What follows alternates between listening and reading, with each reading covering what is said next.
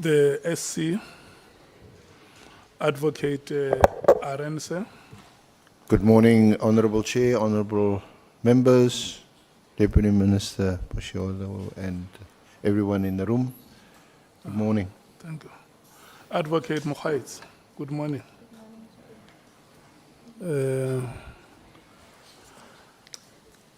Honorable Deputy Minister, Dr. Sheila Paula Boshielo, Dr. Boshielo SP. 93-1. Good morning. Good morning, Chair. Thank you very much. Thank you so much. The staff of Parliament, good morning to you. And thank you so much for your support and the good work, the impressive work that you are doing. I always say that in most cases we remember the goal scorer, but we never give ourselves time to think about the person who makes the champagne pass, so that the person who is in a goal scoring position finds himself or herself making the easiest thing to score and the difficult thing being to miss. So we want to thank you so much for the support that you give to the committee, and once again, good morning to you. The members of the media who keep our public informed about the developments here, good morning to you and thank you so much for your presence. Honorable members, Honorable Nomvalo, Honorable James, Honorable Sokanyile, Honorable Sangoni, Honorable Mathale, Honorable Cameron, Honorable Bradenbach, Honorable Klopa, and Honorable Kola Barnett. We are going to start with today's proceedings. And thank you so much for availing yourselves. We have the following apologies. Number one, Honorable Kola Barnett is going to be released at 1 o'clock. And in the event she is able to come back and rejoin the proceedings, she will do so. Honorable Kola Barnett, only if we will still be here at that time. So you must call the chair and check if it will still be advisable for you at that time to come back. The statement is very short.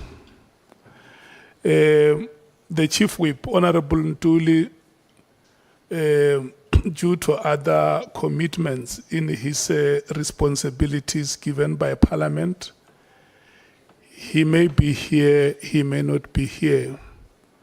He will keep on updating us whether it is possible, Honorable Sangoni, for him to join us.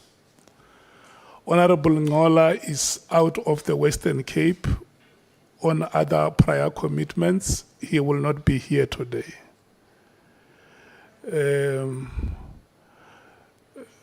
Honorable Sangoni had said she was going to join us late. She has arrived. Honorable Mngango is another member who will join us late. And the leader of the Economic Freedom Fighters, Honorable Malema, is not going to be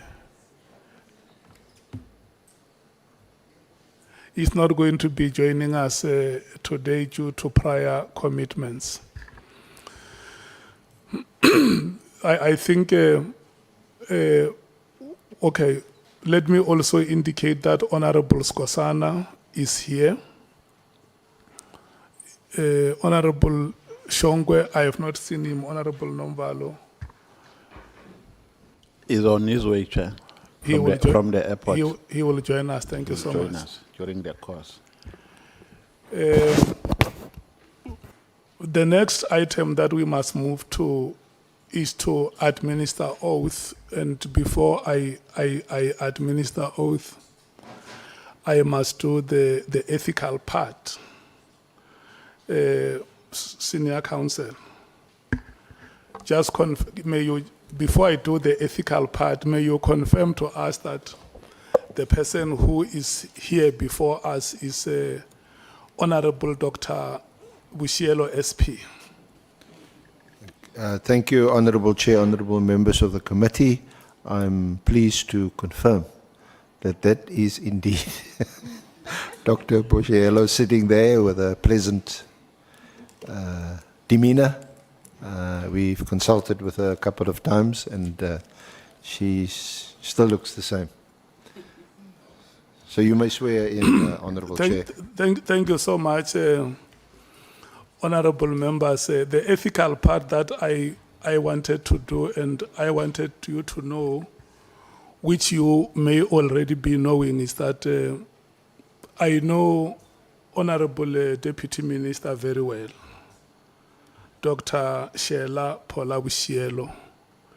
She comes from Limpopo.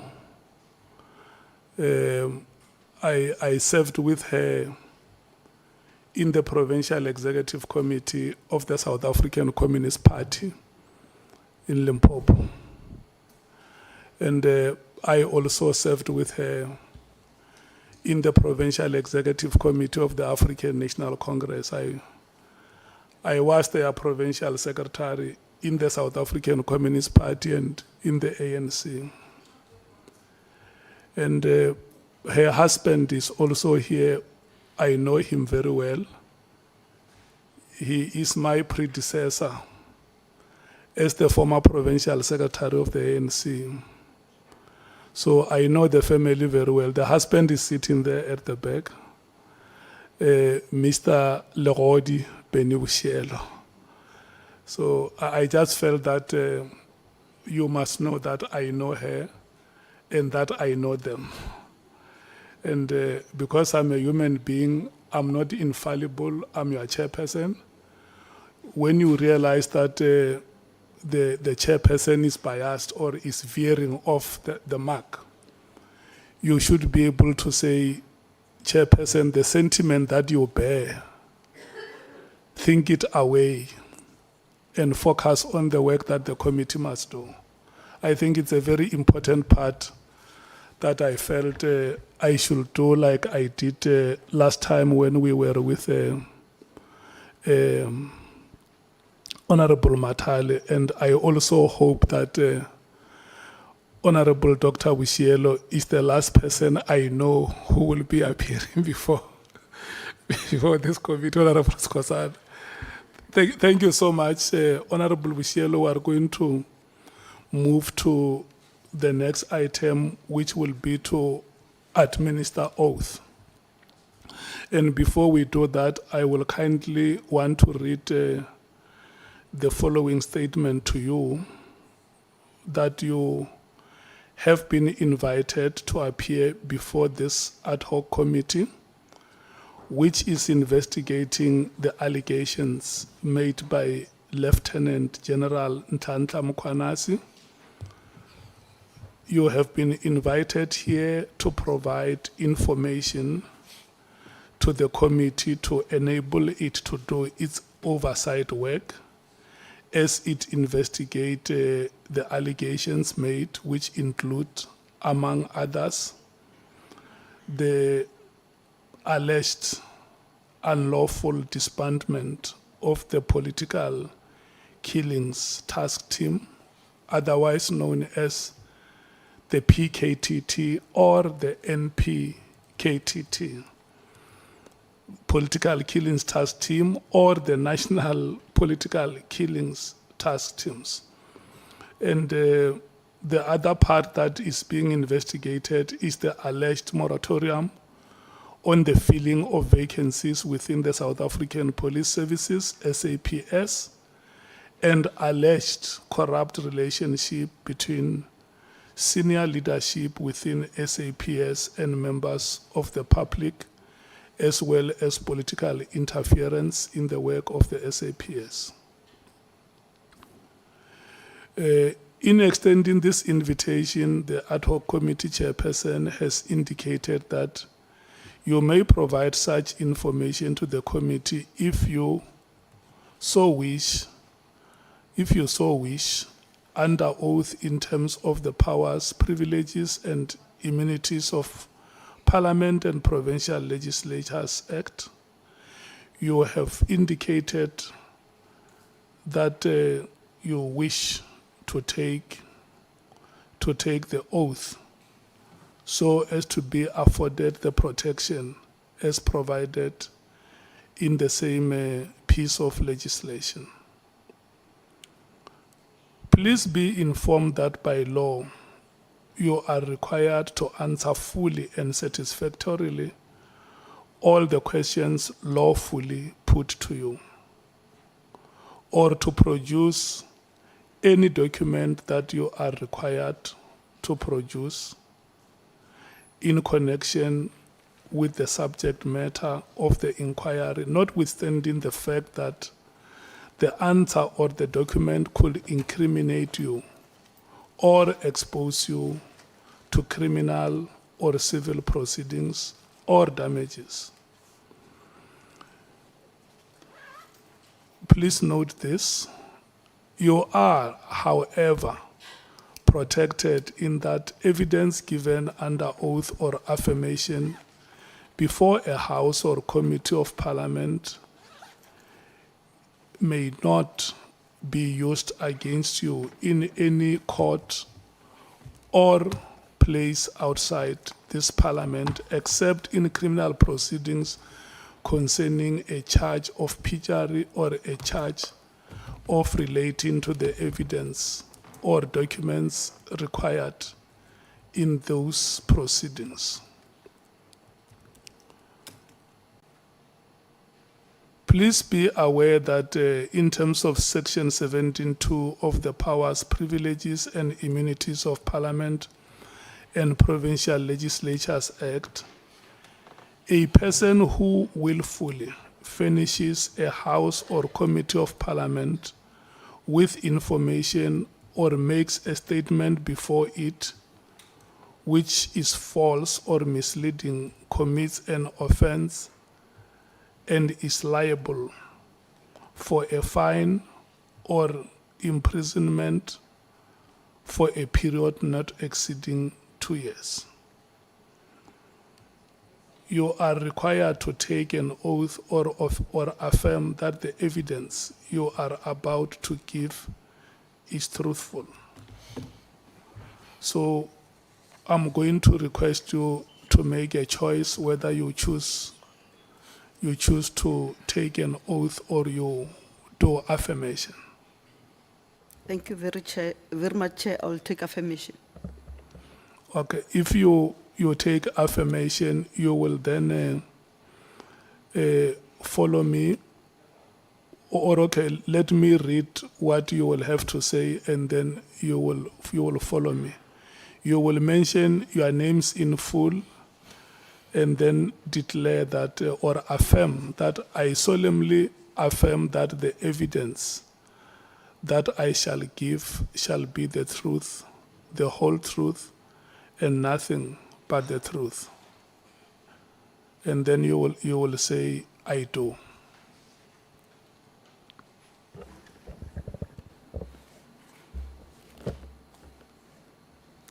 I will follow you.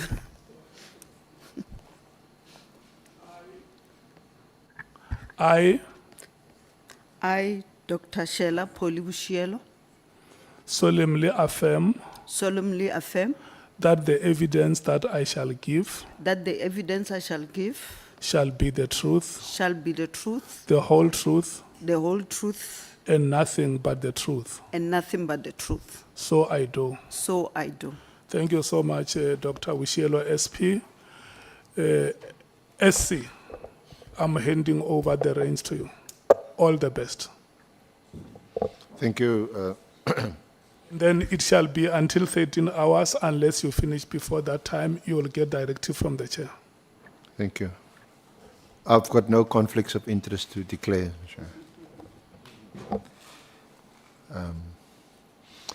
Good morning, Dr. Boshielo, and thank you for your attendance today and your cooperation with us when we consulted with you about your sworn statement. You are currently the Deputy Minister of Police, having been appointed by the President on the 2nd of July 2024. Is that correct? It's correct. At the time of your appointment, that was in the new 7th administration, the GNU government. The then minister was Minister Senzo Mkhunu. Yes, sir. So since that date and up to recently, when Minister Mkhunu was placed on special leave by the President, you had assisted him in whatever functions or duties allocated to you. Yes, sir. Now, you are aware of what gave rise to the establishment of this ad hoc committee by the National Assembly. There were public statements made by Lt Gen Mkhwanazi on the 6th of July, making some wide-ranging allegations involving the entire criminal justice system, and especially in the police. And you are here to assist us in trying to get to the bottom of it. But as you should know, try and stick just to what you know, what you've seen, what you've heard, what you've said. So as we go along today, if you can stick to that, that will be most helpful to you also. Will do, sir. Thank you. Now, if I may just start off with your own experience in public office. You have served both at the province, as the chairperson had pointed out, in Limpopo, and you had also served here as a member of parliament. So just take us briefly. You deal with that from paragraphs 8 onwards in your statement. Thank you very much, sir, and good morning to members. In terms of my experience in Limpopo, I've served as a speaker of Limpopo legislature from 2015, after being a member here from May 2014. And after that, I was appointed, during the elections of 2019, I was appointed as the MEC for education. And after that, I was appointed as the MEC for transport and community safety. And then after that, I was appointed as the portfolio chair of women, children, and people with disability. And then until here, where we are today, where I'm serving as Deputy Minister of Police. Thank you, sir. So in your capacity as MEC for community safety, you would have interacted with the police, both the police in the province and also national police. Indeed, sir, because community and safety means, the police, working with the police and the civilian secretariat. So yes, from time to time, we'll deal with the issue of police as the MEC. Thank you, sir. Thank you. You also have quite an impressive array of academic qualifications, which you set out at paragraph 15 of your sworn statement. Yes, sir. I did my 3-year diploma in transport with the University of Rau then. I have a Bachelor of Degree BCom, 2 Masters MBA and Masters in Transport Studies from University of Cape Town, and I have a Doctorate of Administration from University of Limpopo. And then if you look at our next chart, SPB1, you can also see other qualifications that I have. So all in all, I think there are 31.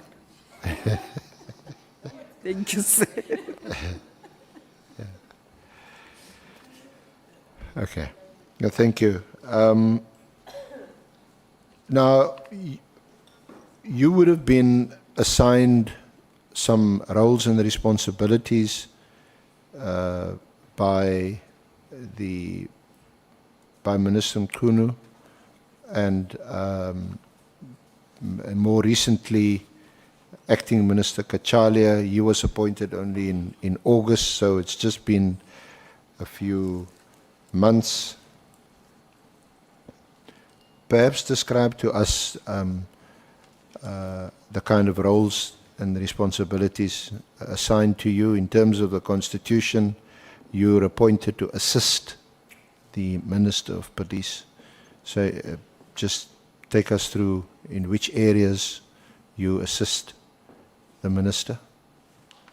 Thank you very much, sir.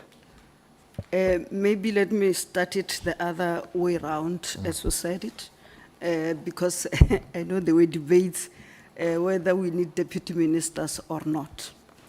In terms of deputy ministers, yes, we are appointed in terms of the Constitution, 93A, as you said, and the president can appoint as much as he could. But looking at the responsibility, it will depend whether you need 1, 3, or 5 deputy ministers.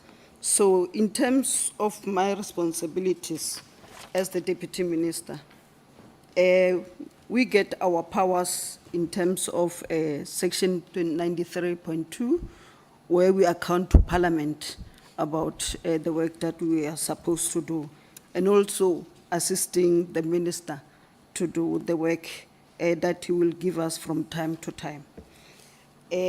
Although the minister have not delegated, Minister Mkhwanazi, let me be clear so that I do not confuse which minister, delegated to us functions in writing, but from time to time would assist him to be able to do the work. And I will take you through that if we do not mind. But also I want to say, although the minister, I'm on number 80, although the minister have not penned down the delegated functions yet, there has been functions that we were able to deal with them arising from also our responsibility of accounting to this Parliament in terms of 93.2. And on 19, in terms of us, the deputy minister, I did not possess any independent executive or operational authority, but accordingly, the deputy minister's primary responsibility is to support the minister in the development and implementation of policy, oversight functions, and strategic alignment across the policing sector. So the minister will be the one who determines the scope and the role of a deputy minister, which he did. But also, as the deputy minister, I account to Parliament and serve in the following portfolio committees. I serve in the Portfolio Committee of Police. I see my chairperson is there. I also serve in the Select Committee of Safety and Security in the NCOP. Also, I serve in the Joint Standing Committee of Intelligence, JSCI. And also, as the ministry, we sometimes have joint meeting with other portfolio committees. 2 weeks ago, I was representing our department with the Portfolio Committee on Health with SARS, discussing illicit tobaccos. And then tomorrow, I'm representing our department and meeting the Portfolio Committee on Human Settlement to be able to do that. And also, as a deputy minister, I serve in the following cabinet committees: Justice, Crime, Prevention and Security, JCPS. I serve in the Economic Sector Investment, Employment and Infrastructure Development, ESIT, and also serve in the All Joint Cabinet Committee and Cluster Meeting. I also serve as a District Development Model DDM champion of Nkangala District Municipality in Mpumalanga, but I also am appointed to serve in the following Inter-Ministerial Committees, IMC, the first one, A. Extended Ministerial Multidisciplinary Committee responsible for foodborne illness and illicit trade. And number 2, Inter-Ministerial Committee on the preparation for the 2026-27 local government elections. In terms of the police, maybe let me give you the setup of how big the police department is.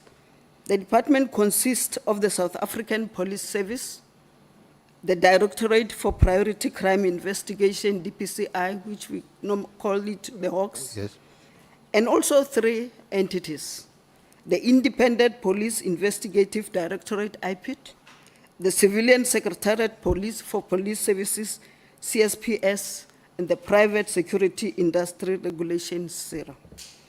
As part of the ministry, we account to the parliamentary committees through tabling of strategic plans, budget and expenditure, annual performance plans, quarterly reports, annual reports of all of the SAPS, the DPCI, and the 3 entities.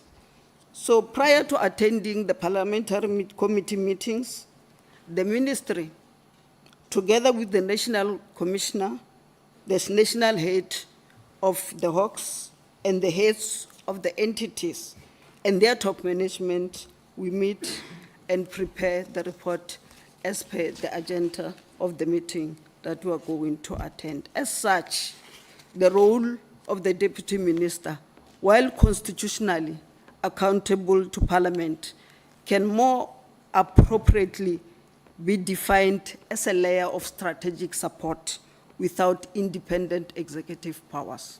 Thank you, sir.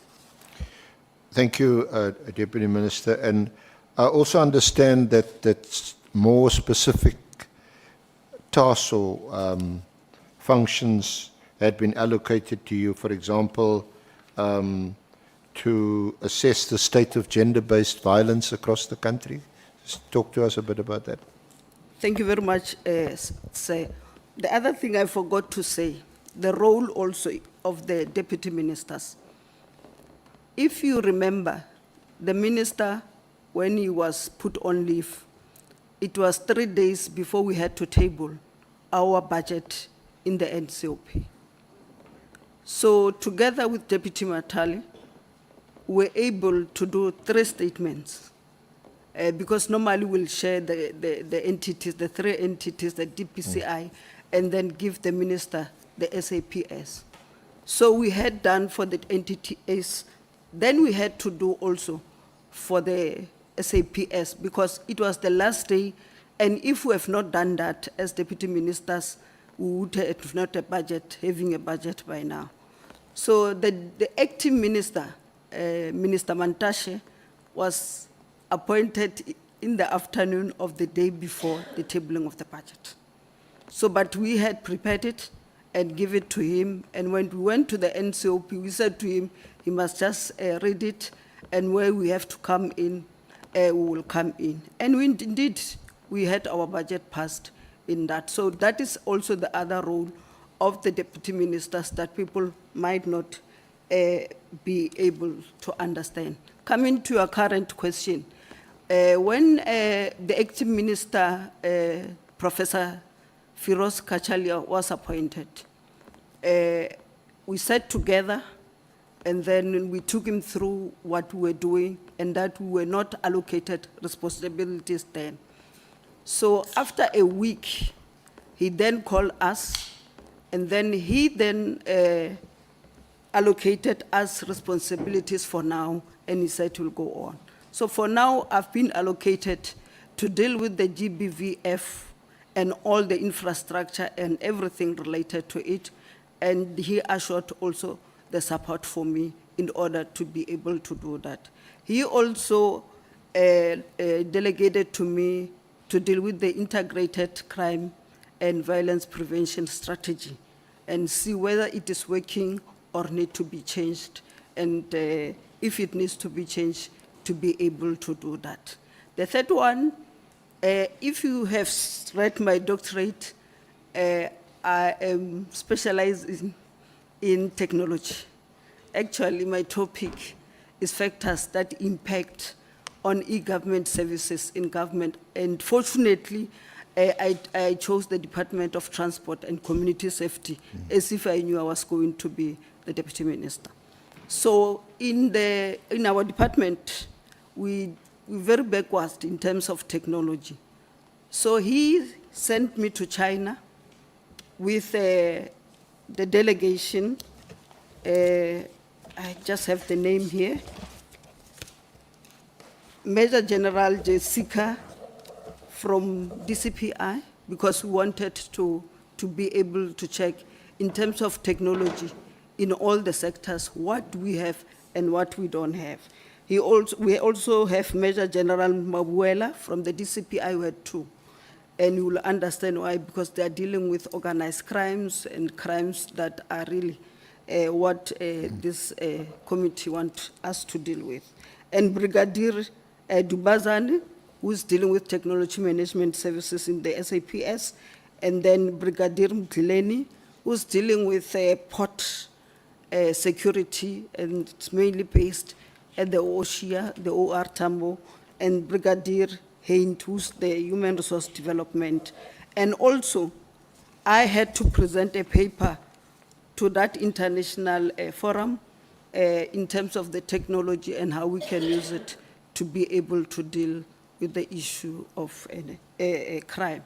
And Interpol also was part. Remember, they had their conference here, and then they were part there, and then we were able to share that the crime you have changed is in terms of your cyber crimes and others. So how do we assist each other to be able to do that? So those are some of the responsibilities that the minister have given us. And after coming back, we had a meeting where I reported to him, because also in China, I met the minister of police, just that they call it security, others in China. So I met him, and then I said to him, we would want to partner in terms of the technology, because they took the heads of delegations to see the technology that is used by police there. And it's very advanced. That's why you don't have crime, almost no crime in China, even when they have a population of about 2 billion. So they use the technology to be able to do that. So when I came back, we sat down with minister and the deputy minister, and then we gave reports. And then I suggested that the memorandum that we had spoke about training of detectives. So we need to include the technology part, because when you deal with technology, you can't just advertise it like a tender for catering, because it needs to be secured and make sure that it can be hacked and all those other things. I don't want to bore you with technical things of technology. So we gave a report to him, and then he accepted the report, and then we are going to write a report to the president to be able to suggest that we amend the memorandum to include technology. So it's very supportive and allow us space to do our work. Thank you. Thank you, Dr. Boshielo. Sounds like you've been very busy. It's almost, almost exhausting to hear you. My only day that is, I can show you my diary. Yeah. It's like this diary. So my only day that is free is normally Sundays. Thank you. And it also sounds like the approach of the acting minister is somewhat different to Minister Mkhwanazi. Of course, it's different human beings. Surely you'll expect them that they will have different leadership styles. Now, talking about Minister Mkhwanazi, of course, this inquiry is mainly about the political killings task team, and on the 31st of December 2024, Minister Mkhwanazi issued that directive. So just to park it there, did you know about it? Were you informed about it? When did you learn about it? So just the discuss that? Thank you very much, sir.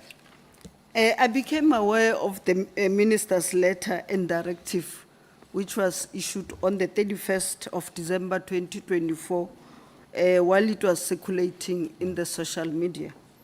And I assumed it was fake. Until when the minister called me in the early January, around 6-7, to inform me that the letter that was circulating was not fake. He wrote it himself. I thanked him for clarifying the status of the letter, and the minister further confirmed before this committee that he is the author of that letter. Mm-hmm. Thank you very much. So what was your reaction when you, did you see the entire letter, which is SP2 to your statement? Did you see the entire letter on social media, or was it sent to you? Did you receive it? When did you first see it? No, I didn't. It was not sent to me. If you can look at the letter, there's no CC deputy ministers or CC whatever. It was just a letter addressed to the national commissioner by the minister. So it was not sent to me. As I said, I saw it in the social media, and I just thought it was a fake letter. So until the minister called me and said it is not fake, he wrote the letter. In terms of how I felt, I was a little bit disappointed that I thought we were working together, and before he could take out the letter, I've read all the letter, all of it. Yeah. And I thought he could have, as deputy ministers, maybe, discussed it with us, but maybe as the executive authority, he felt that he didn't want to discuss it with me. But I was disappointed, yes. And you expressed no view on his authority to issue such a directive or the lawfulness of the letter? As I said, maybe because he's an executive authority. He used that to do that. And I think he had powers to issue the letter, and he used it accordingly. Mm-hmm. And subsequent to, before I move on that aspect, there was a meeting on the 21st of November between you, Deputy Minister Mathale, and Minister Mkhwanazi, where the political killings task team was referenced. Do you remember that meeting? Yes, I remember the meeting, but it was not discussed like in full. It was just in passing. Remember, I did not even know what their operations are and what are they doing, because we were still busy calling different sections to brief us, including the entities. So I did not necessarily know about it, and we did not discuss it in details. Did you know, or were you aware of the interministerial committee that was established by the President in May 2018, and where the Minister of Police played a prominent role? Yes, I saw it when it was presented in the Portfolio Committee of the 5th of March by General Khumalo, when he took us through the background and why it was formed and the successes. So was that's the 5th of March this year, 2025? Yes. So prior to that, you weren't aware of the Interministerial Committee? No. And you obviously never attended any of those meetings? No, sir. Because sometimes the minister can't attend and one of the deputies would stand in? No, sir. The only time that we discussed about it shortly, it was when we were dealing with the organizational structure, and then saying in terms of the matters that we see increasing how best can we be able to come out with a strategy or a structure, a permanent structure to deal with this. So that was the only one. So I never attended any meeting of the PTY or the IMC.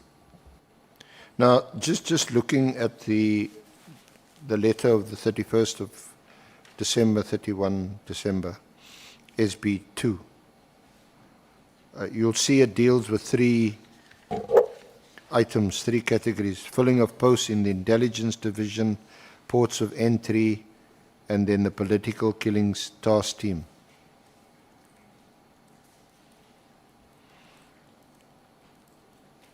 Have you got any views on whether these 3 areas or any one of the 3 areas falls within the executive authority or should fall under the operational authority of the National Commissioner? My understanding of the work of government, since I've been here and also been an official up until a chief director level and then executive also in a parastatal, is that in terms of the accounting officer and the executive authority, you know, they are interfaced and they are expected to work together. So the executive authority will deal with strategic issues from cabinet, from parliament and others, and then the accounting officer will deal with the implementation in terms of that. So my understanding is that the 2 should have met and be able to discuss issues that were raised in that letter rather than start writing letters to each other. And to say also they were together, we're doing the operation of the safer security, so they should have discussed it because I think they said they were together until the 28th of December when they attended a funeral of one police officer. In terms of the filling, the other one I think of the PKTT I've answered. In terms of the filling of posts in the intelligence division, the minister halted the filling of posts immediately until substantive discussions between himself and the National Commissioner take place. I thought the minister should have provided reasons to the National Commissioner why the process should be halted and what he expects him to bring when they meet so that they can unblock whatever was there and then move over. In terms of the ports of entry, in relation to this matter, the minister's directive were reasonable because it gave sufficient time to the National Commissioner to prepare a comprehensive report at the end of January 2025. So the concerns of the ministers were also clear in the letter. So that will be my take on the letter in terms of the items there. Thank you. So essentially, you would have dealt with this in a much more consultative, collaborative way.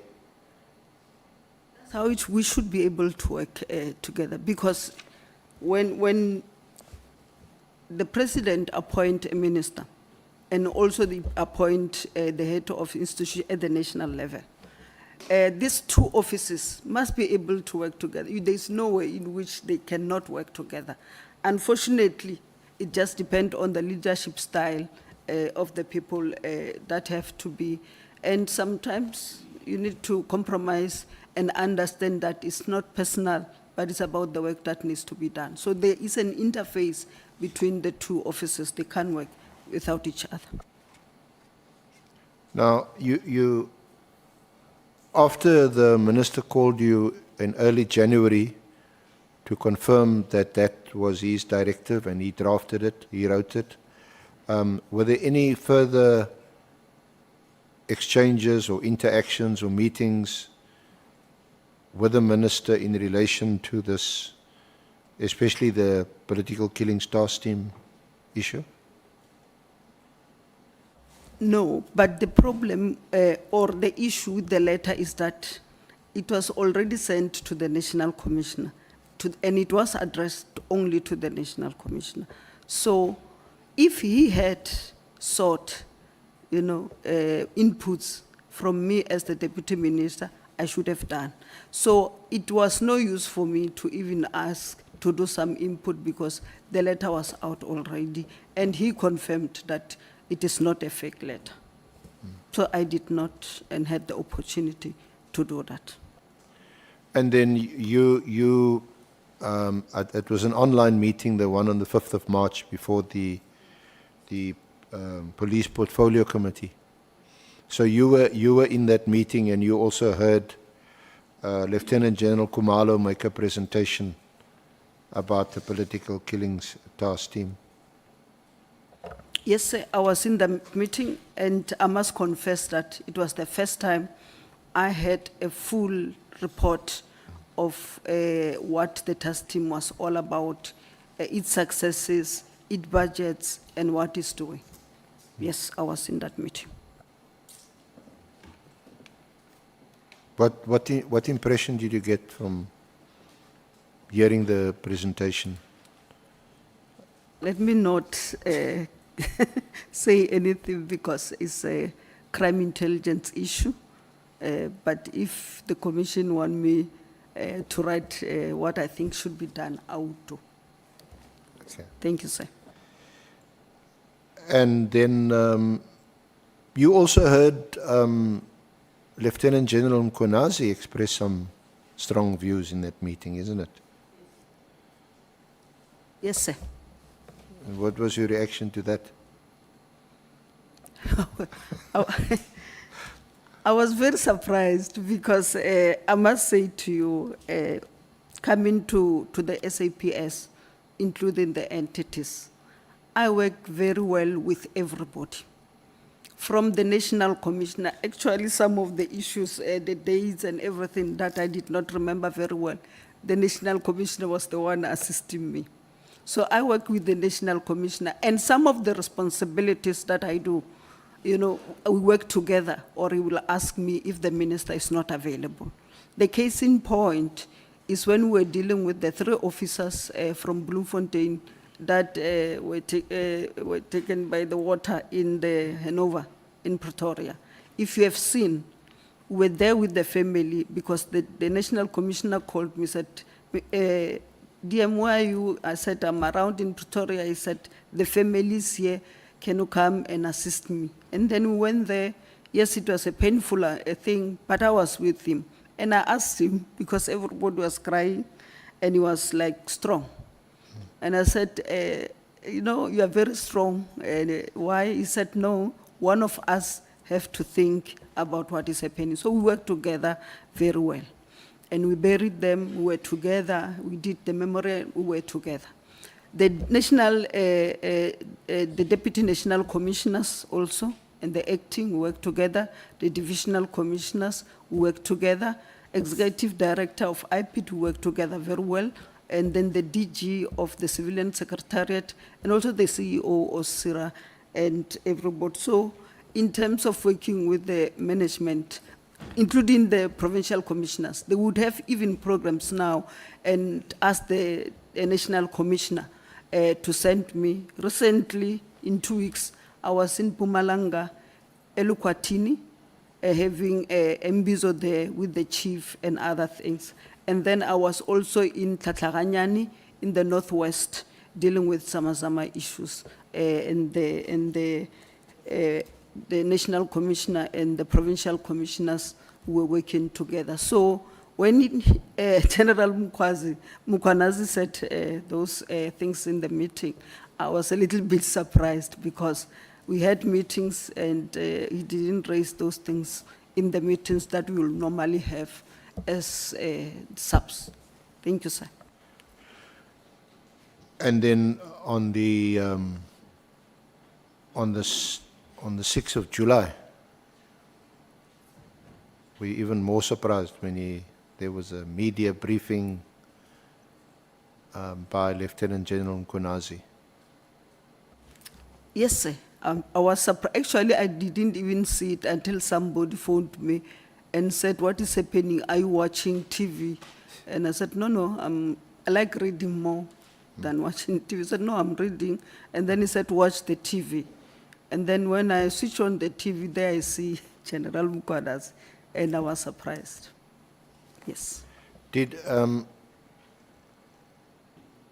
Minister Mkhunu speak to you about what Lieutenant General Mkhwanazi said on the 6th of July subsequently? No, sir, but we had a meeting. I think the National Commissioner said it, and I think also the Minister said it. We had a meeting, the four of us, the two Deputy Ministers, the Minister, and the National Commissioner. We as Deputy Ministers, let me talk about myself. As Deputy Minister, we raised a concern to say we think the Minister and the National Commissioner are not talking as much as they should, and as a result, it frustrates us and also frustrate other senior managers. And we ask them to sit down and sort whatever it is so that we can be able to work. And indeed, they took our advice. But also we raised another concern that we're observing, that they also need to meet with DNC Sibia and Lieutenant General Mkhwanazi, and then sort everything out so that we can be able to work together.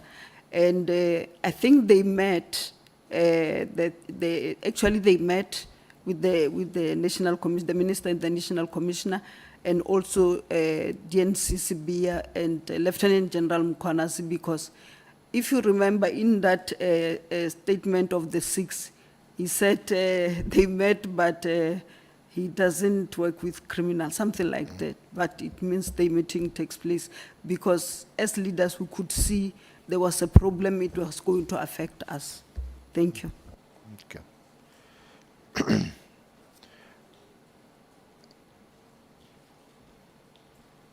It is not attached to your statement, but in our consultation, we showed you a WhatsApp message that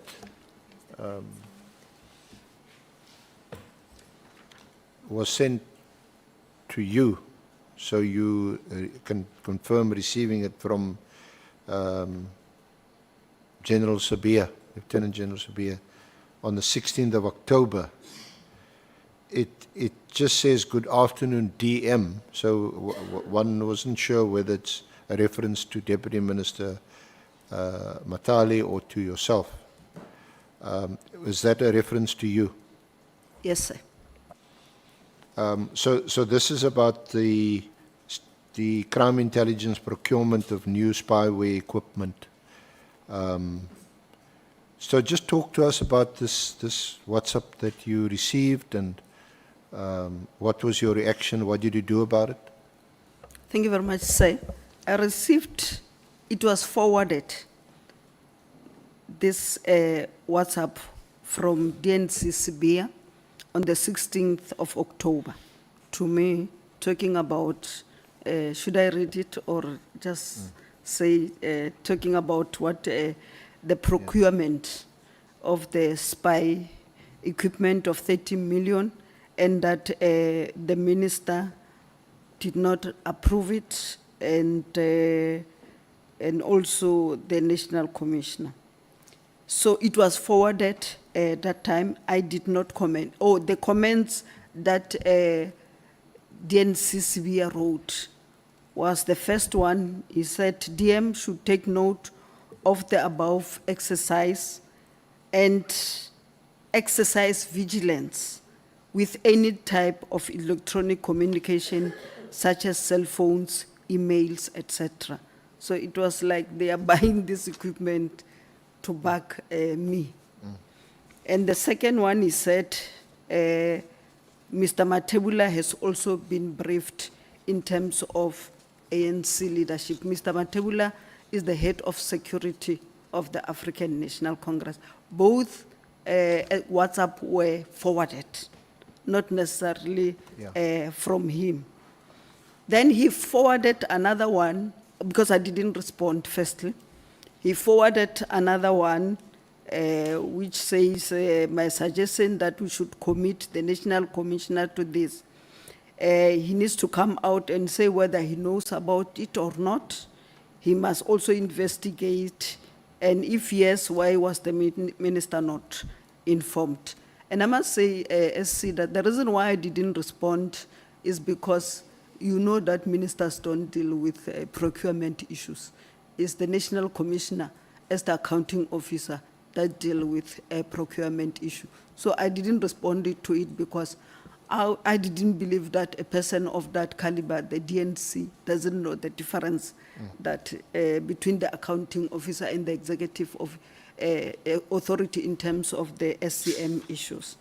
But then, because I was a little bit worried, I forwarded on the same day the two to the National Commissioner.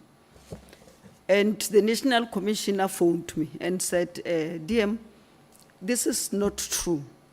People want to bring, friction between us because they see us working well together. But he said, he assured me and said, I'm going to make sure that I'm going to investigate this and give you a report. Indeed, he investigated the matter, and then he involved the neutral intelligence, NICOC, and then SSA, and then he then sent me a message to say he has investigated it and dealt with it, and I was fine with it. Okay. And subsequent to that, you didn't receive any further WhatsApp messages from General Sabia? No, I did not, because I also informed him that I'm sending all these messages to the National Commissioner. But why do you think he forwarded this WhatsApp to you, or these WhatsApps to you? I would not know, but like I said, the first message was that DM, be careful of your electronics and whatever. And to tell you the truth, I'm saying the way we're working together, I never thought in my life that the National Commissioner and his team would want to back my telephones and emails or any other thing. And of course, it's not a... Sorry. May we take Honorable Nomvalo and Honorable Skosan? Okay, Honorable Nomvalo. Yeah, no, thank you very much. I just need some clarification. DM, did the National Commissioner share with you the outcomes of the investigation when he said to you, I have investigated the matter? Did it end there, or he went further to say, I investigated it and these are the outcomes?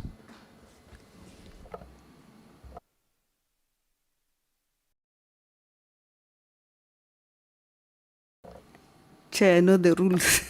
I can't go on without you giving me the permission. I forgot that you were my speaker at the legislature. Okay, Honorable DM, you may respond. Thank you very much. Yes, he responded and said the softwares were not bought, and there was nothing like that. And then he said to me the matter was closed. Yes, he came to me.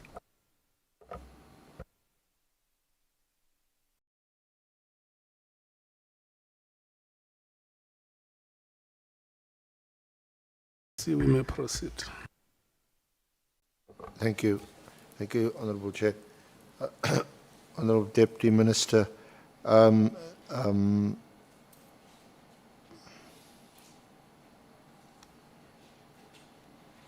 so it sounds to me, and just for your comment, that although it wasn't, when one often gets a message, you'll see forwarded. So it's not from that person originally, it's from someone else who had forwarded a message. And sometimes it says forwarded many times, that you can't even forward it to someone else because it's sort of exhausted. But was it do you think it was a mischief making on the part of General Sabia to forward what appears to be quite a provocative WhatsApp to you? tell you the truth, I did not want to believe that. Because remember, I just came in, I did not know him. So I wanted to give him the benefit of the doubt. Actually, can I read what the National Commissioner responded? Also, it will be assisting Yeah, please the do. member Thank there. you. Okay, thank you. The National Commissioner responded and said, even in DM, the circulating messages about the CI having procured a spy wire over the weekend by DIFCOM and CFO, it refers. That's the one I did. I sent it to him. These officers were already out of office last weekend. If ever there is such, it would have been procured by those who were out of the country, which is none of the above. Somebody wants to find a reason to arrest them again. Let's not fall into this trap. I can, however, ask the matter to be investigated by NICOC or DI, somebody neutral, but I need detailed briefing by the source. Thanks.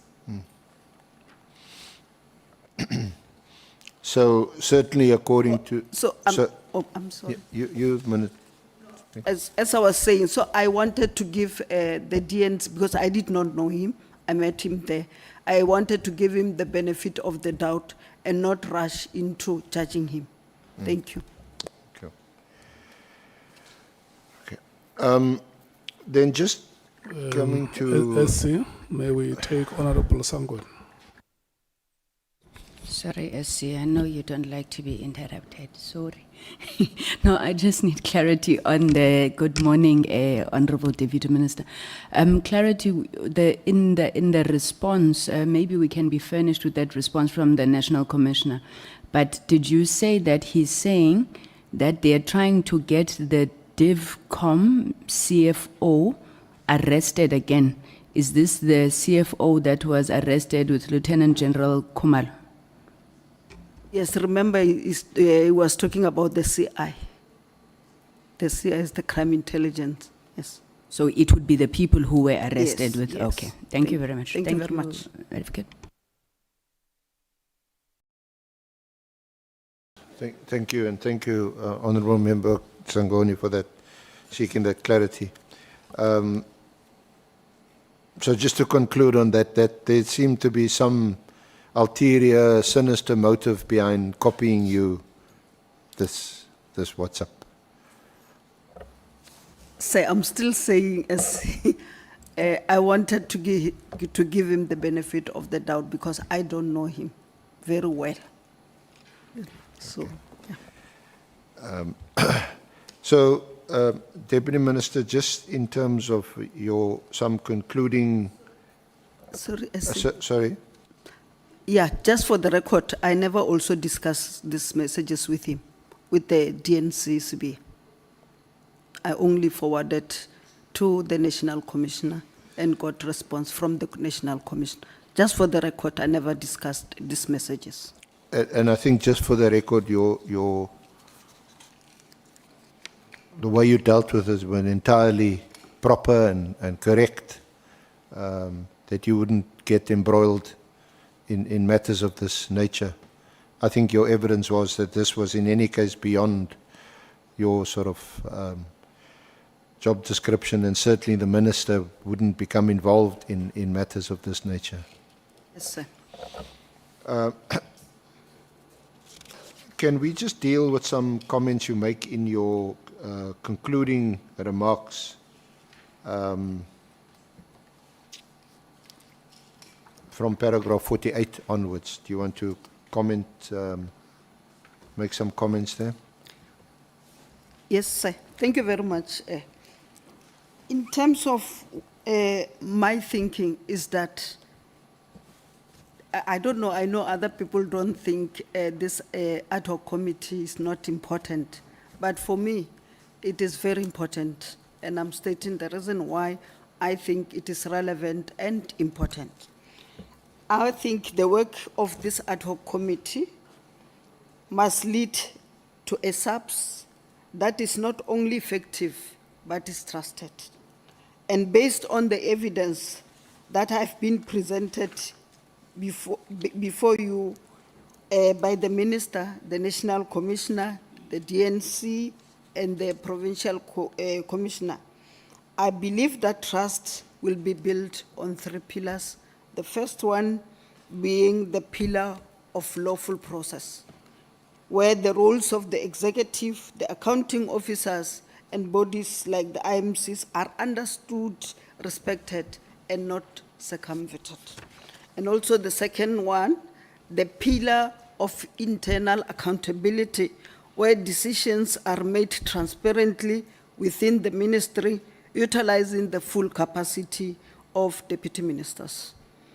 And the third one, the pillar of external oversight, where bodies like the IPIT and Parliament itself, including the portfolio committees and the standing committees itself, are empowered to hold the police accountable without fear or favor. The allegations that brought us here, SC, are a symptom of the failure of these pillars. That is according to me.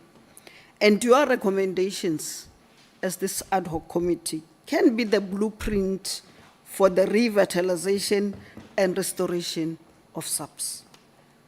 And let us ensure that the outcome of this process is a police service that commands public trust, because we have a deficit in that regard, and respect, which will follow when the SAPS itself consistently demonstrate respect for the Constitution, rule of law, and the people it serves.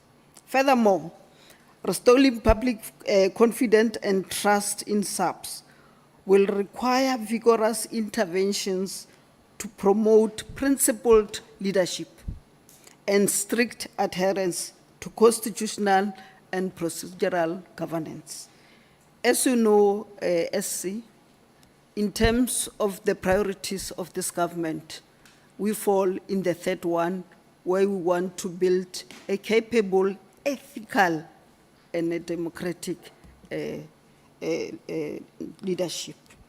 So the events surrounding the disbandment of the PKTT serve as a case study on how not to manage a critical national institution. Maybe I'm an academic, that's why I'm writing like that. You're writing a thesis now. We must do better to uphold the constitutional governance of the SAPS. It seems constructive consultation between the executive and the accounting officer and respect of the mandates of cross-departmental structures like the IMC must be compulsory. Therefore, there is an urgent need to implement also digital docket management, body cameras, and data-driven policing to reduce opportunities for interference and increase public accountability. Remember our mandate in terms of 205 in the Constitution is about really the safety of our community, but also protecting the sovereignty of our country. So this committee's work is a pivotal opportunity to reaffirm these principles. I always say you'll be able to assist us to reset the button. I trust your recommendation will guide us towards a police service that is both effective in its duties and truly accountable to the people of South Africa. The people of South Africa need SAPS which can tackle corruption without fear or favor, protect whistleblowers, and ensure that oversight bodies like IPIT are truly independent. Even if they get their allocation from, SAPS, they need to be independent. And police must work hand in hand with communities, restoring confidence through visibility, respect, and cooperation. And lastly, the modernization of the systems, embracing technology, and rewarding excellence that we normally would not do, will go a long way to foster a police service that is not only effective, but also trusted by all South Africans. That's why I think this ad hoc committee is relevant and is important, and I'm happy that it has been reconstituted. Thank you very much. Thank you very much, Deputy Minister. Thank you for your cooperation once again, your contribution, your insights, and your very sound advice and views on the way forward. Thank you very much, Honourable Chair, Honourable members of the committee. That concludes our part of the evidence. Thank you. I want to thank the two of you very much, the SC and the Honourable Deputy Minister, because this is the record time that we...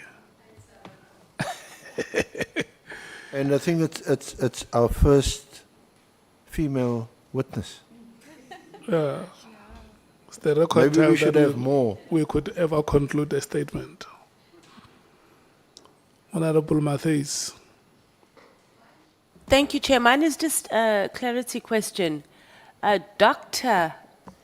DM, I missed the name of who is the head of the ANC security, head of ANC, what is your security portfolio in the ANC?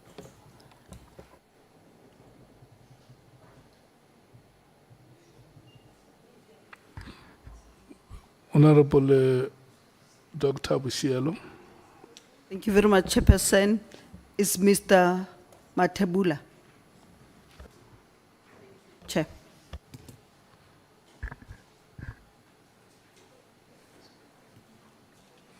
Honourable Mathale, can I get your signal? Are you fine? Thank you. Okay.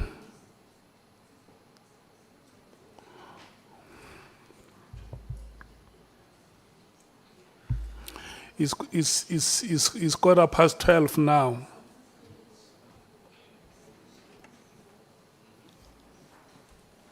And I think we can take 2 or 3 speakers before we go for a break.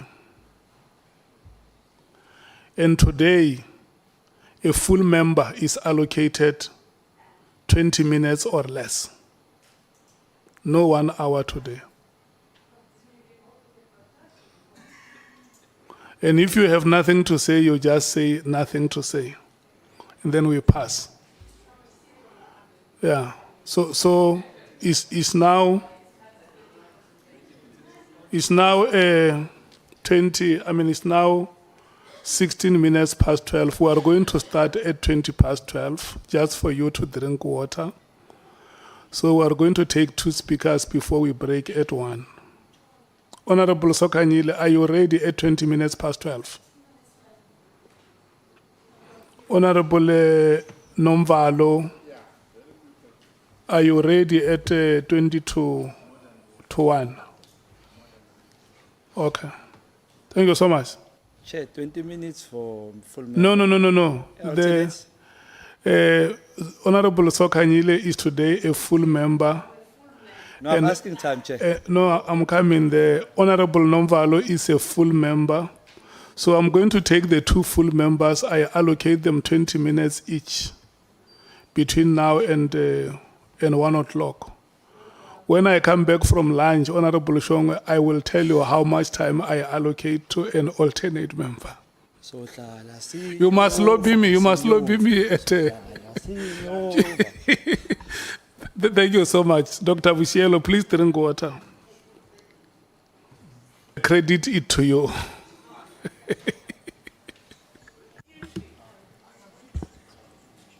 Good morning or afternoon, Chairperson. Let me greet you. Let me greet the honourable members that are here. And let me greet the senior council and the team and the administration. Good afternoon, Deputy Minister. Afternoon, ma'am. Thank you. I've got few questions. Whereby I will start when the minister was here.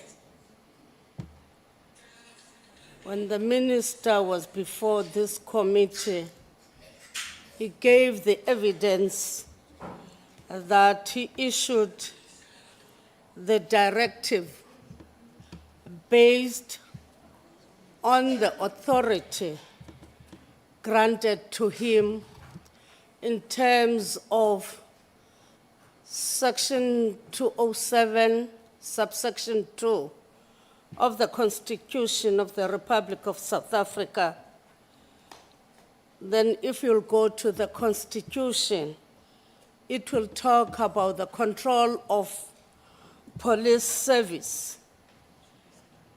Then that subsection, it provides that the National Commissioner is responsible for controlling and managing the police service in accordance with the National Policing Policy and the directions of the cabinet member responsible for policing. Then, here is the question. Do you agree that the directive that was given by the minister on the 31st December 2024 to disband the PKTT immediately fell within the scope of the minister's authority to issue policing directive? Do you agree to that?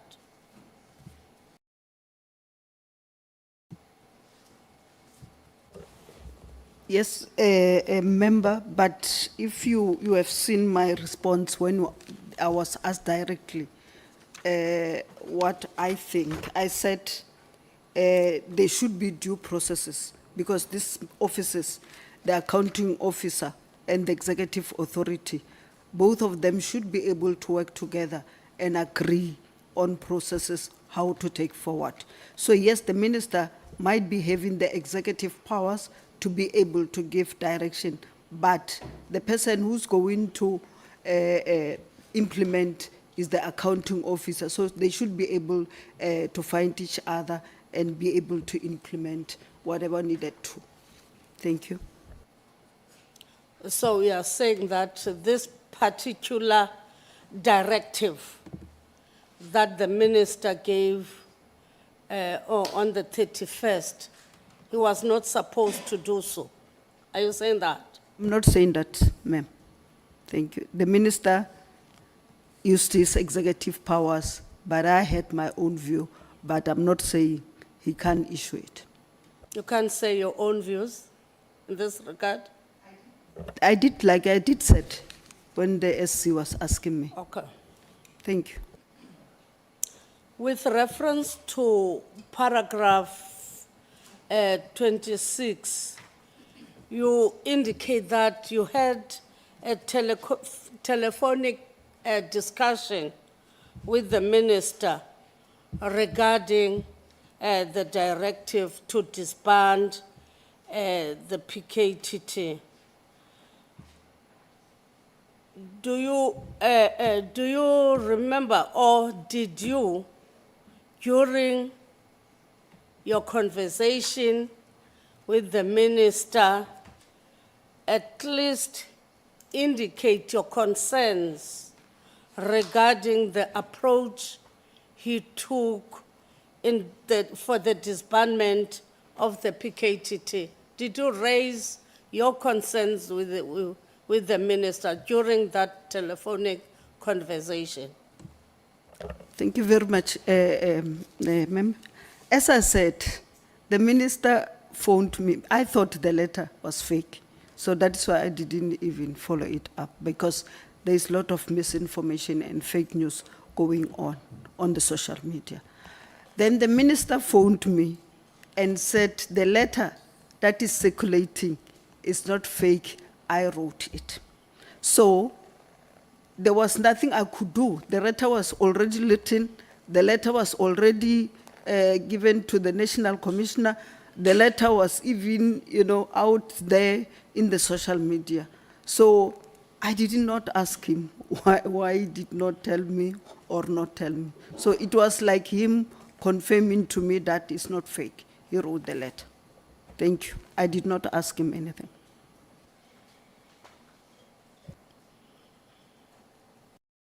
Honorable Sangoni. Thank you, Chair. DM, what made the minister call you and tell you that it's not fake? Did you ask him, or did he just of his own volition decide, let me call the DM? I'm not sure what made him call us. I think maybe he did not see us reacting or something, because after he phoned me, he said, I'll also phone Lt Gen Mkhwanazi. So I did not phone him. And surely, if he was saying he's going to phone Lt Gen Mkhwanazi, it means he did not also phone him. For sure, he was surprised that why don't we ask about it? So, no. So even yourselves, you didn't say, hey, got a minister issuing such a directive on the 31st of December, people are happy. You didn't say, oh, minister, why? And you are saying that immediately, and on the 31st,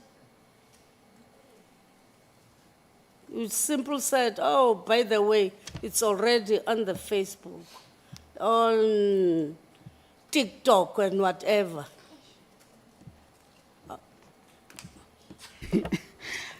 Funny enough, with this festive, safer festive, because we've got 9 provinces, the minister divided each one of us 3 provinces. I was working in the Northern Cape, the Northwest, and Limpopo. On the 31st, I was in Beitbridge,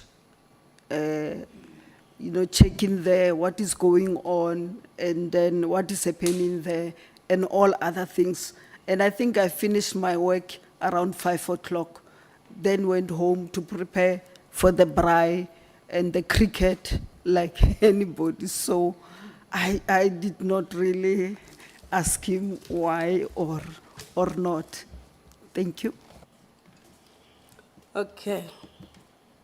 You know that directive of the 31st December didn't talk about the disbandment of the PKTT. It also talked about halting the filling up of vacancies within. In your understanding, the authority of the minister, does it also include in making decision in halting vacancies with the SAPS? For instance, if you have the minister Oratile saying also you shouldn't fill up vacancies, in your understanding, the authority that the minister has, does it include making decision to hold vacancies within SAPS, notwithstanding a submission that he should have given reasons? Maybe can you, if you're saying that he has that power, as you have already said, the executive powers, then what informs the perspective? Thank you very much. I wish I knew. I wish I knew. But I did not know. You didn't. That's what I'm saying. If we were given an opportunity to make inputs, let me talk about myself. If I was given an opportunity to make input into the letter, it could have come differently. So, unfortunately, it's out, it's there, he took the decision. I don't know what informed him to to do that. Thank you. Do you understand the instruction, that is the one of halting or in vacancies, not to fill up any vacancy, or the directive as a policy related, or it's an administrative or an operational in nature, in your own understanding? Thank you very much. It's both administrative and executive. Because if you are talking about top management, there's no way in which the National Commissioner can do that without discussing with the minister, because at the end, it's the minister who must finally agree on that one. So that is what I'm saying. From where I am, to say it must be halted, and you said it also, if you halt it on New Year Eve, when we are busy with crickets, it will not be immediately like you are saying, and because most of the people, including the National Commissioner, was on leave. So for me, they are not necessarily mutually exclusive. They should be working together, because at the end, from a certain level going up, the minister is the one who approves at the end, and then from a certain level is delegated to the accounting officer. So if they were working together and communicating, I don't think we would have arrived at this letter. Thank you. Thank you, Deputy Minister. You are saying that, for instance, in paragraph 21, you have served also in several cabinet committees whereby there were many IMCs. In fact, you indicate that you serve on 2 interministerial committees. The first one, the Extended Ministerial Multidisciplinary Committee to respond to foodborne illness, Wara Wara. Then the second one is the IMC on 2026-2027 local government elections. What is the understanding of how IMCs, interministerial committees, operates?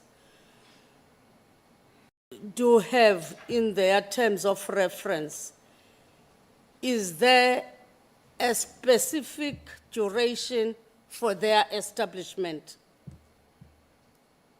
Thank you very much. Just for correction, I am serving in these committees. Oh, now? Yes, Okay, as I'm talking to you, I'm serving in these committees. In terms of the interministerial, you are appointed by the president, like you are DDM, if you are a champion of DDM of Nkangala. You are appointed by the president to be the champion of that. So in terms of serving in the interministerial, the IMC committees, you are appointed by the president, because it's different ministries serving into that. And remember, deputy ministers are members of the executive, so the president can also assign them any other responsibility. So for the IMCs, the responsibilities are delegated by the president himself. And then it will say who is the chair. Like in terms of the elections, is the minister of COCTA. And then in terms of foodborne, is the minister of health. So he will say who's the minister and who others are serving in it. But individually, he will write to a letter that I am appointing you to serve in the following committee, the IMC committee. Thank you. So all IMCs, they have a uniform approach on how they operate, in your own understanding? Not necessarily. Remember, the president, when he appoints you to be part of the IMC, it will be defined what is expected of you. So it will not be the same. Unless if you're saying in terms of that the IMCs are appointed by the president himself. So if you are having this particular IMC, then the term of those deployees comes to an end, and others, they come, will they automatically join, or they will sit to be appointed also? In terms of my own understanding, this is a new term. So for every term, you have to form new committees. Like, I would not think that if the 2026-27 local government elections were coming somewhere in 2030, the president would have formed the IMC on the local government preparations. So it depends on what, but for every new administration, because it's new people, the IMC, are reappointed. If you are still there, you'll still be reappointed as maybe part of the IMC. That's my understanding. Let's talk about the current one that you are serving in. Their reports, where are they submitted to, the reports of the IMC? They are reported to us as we've got the secretariat, and then as we meet, the Department of COCTA will then, service the secretariat, and then they will give us documents and the agenda to discuss, and then thereafter, our minutes or our decisions will then be submitted to the President's office. Thank you. Let's take the IMC of the PKTT, whereby also it was formed by the president, but you said you only heard about it on the 5th of March, 2025, when we were in the portfolio committee. After the portfolio committee meeting on the 5th, you didn't come into discussions with the minister to say, where is this IMC, if it was only for the first time you heard about it, and the PKTT? Thank you very much. The mere fact that I did not receive a letter to be in the IMC, that's why I didn't know that it was in the IMC. But when the minister appeared before this committee, he informed this committee that there is no IMC. But the former minister also, Minister Bekele, when he appeared before this committee, he said the IMC is continuing. So I think there's some issues that must be dealt with by the relevant people. I would think it's legal people in the presidency to be able to deal with the matter. But I know that if you serve in the IMC, you get a letter from the president informing you that you are serving in this committee. Honorable DM, the time of the member is up. Can we please move to Honorable Nomval? Thank you so much, Honorable Sokanya.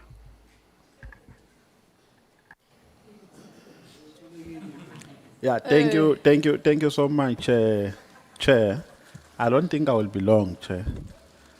DM, good afternoon. Afternoon, sir.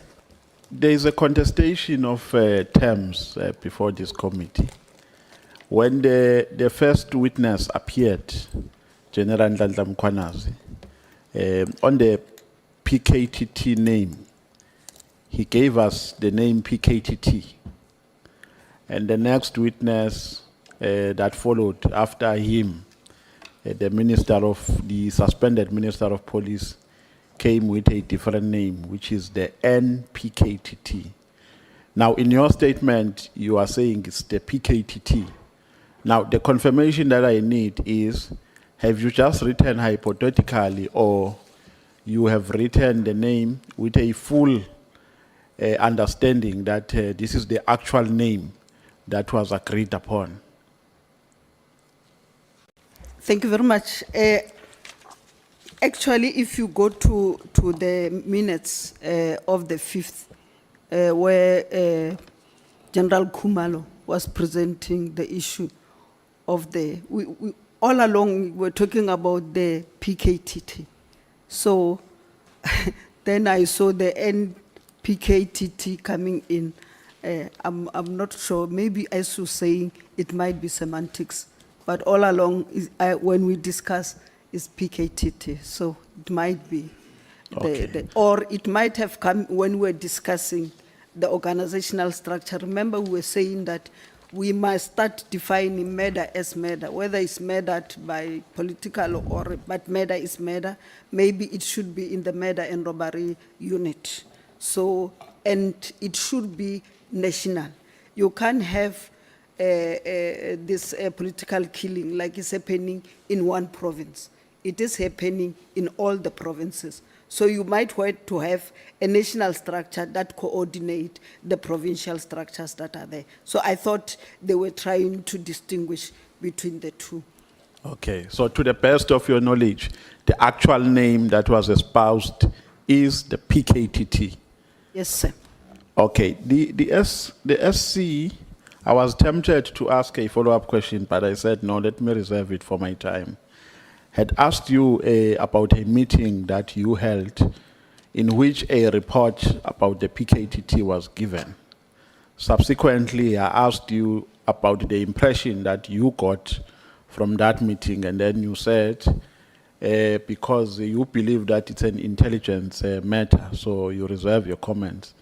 But I think the question was actually in relation to the impression in the context of the performance of the PKTT, that in your view, did you get an impression that the PKTT is functional, or it's just a ceremonial structure which is no longer effective? So along those lines, which impression did you get? Thank you for clarifying the matter. As I said, I did not know much about the PKTT. In that report that was presented on the 5th of March, the successes, why it was formed, the successes that were there, the challenges of the misinformation and all other things were put there. And where I am, I'm not able to go out really and check whether it's right or wrong.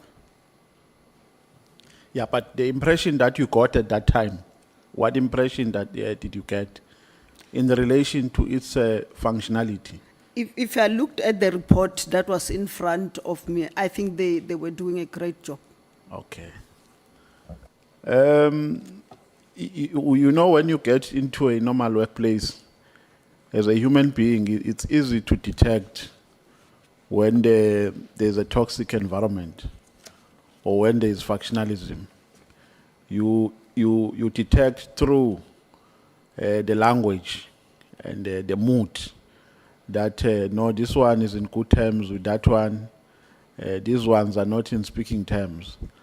Now, what overall assessment you can make about factionalism in SAPS?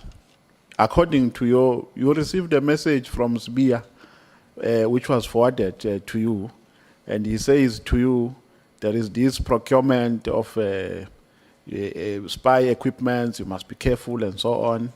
And at a later stage, you realize that this was concocted because an investigation thereafter was made, which actually proved that there was no such. Now, out of all these happenings, what is your final determination? What is your final observation? Is there any deep-seated factionalism in SAPS, or is there any toxic environment? And if there's any, is it among certain individuals at the top brass, or is general, it affects the whole institution, the whole organization? Thank you very much. I think firstly, you are right. As a leader, you are able to get into an organization and see that there is a problem. And I think I responded when the SC asked me, I just did not remember the number, where I said we met, the four of us, the two deputy ministers, the national commissioner, and the minister, and said, we can see there's a problem between the two of you. Can you please fix this issue? Because it's affecting us also.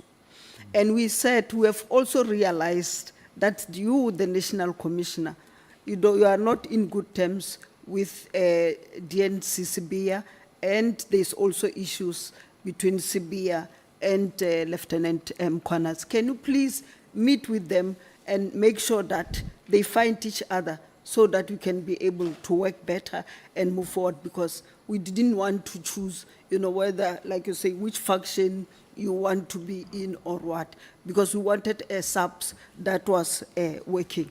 And indeed, they did that. And unfortunately, like I said, when you had him on the 6th of is it July, when he said, yes, the meeting was there, but I don't work with criminals, whatever it is.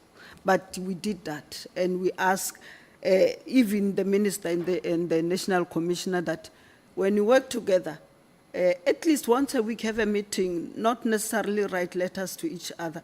When we reach a letters level, it means there's no level of trust and respect, and then that would be a problem. In terms of the toxic environment and what, it was like just in any normal working relationship, like we also have here in Parliament with the opposition, when we shout each other there, not necessarily that we hate each other, it's just that maybe we differ on something that needs to be there. But I think, according to me, it might not be true. It might be one to be briefed, is that the South African police services, from 1994, it was not transformed as it should have been transformed, such that you still have the old order and the new order that is trying to coexist. And as a result, there will be that friction.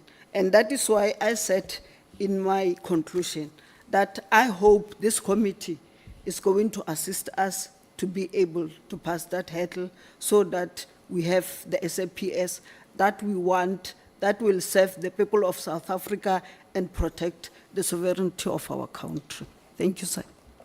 Okay.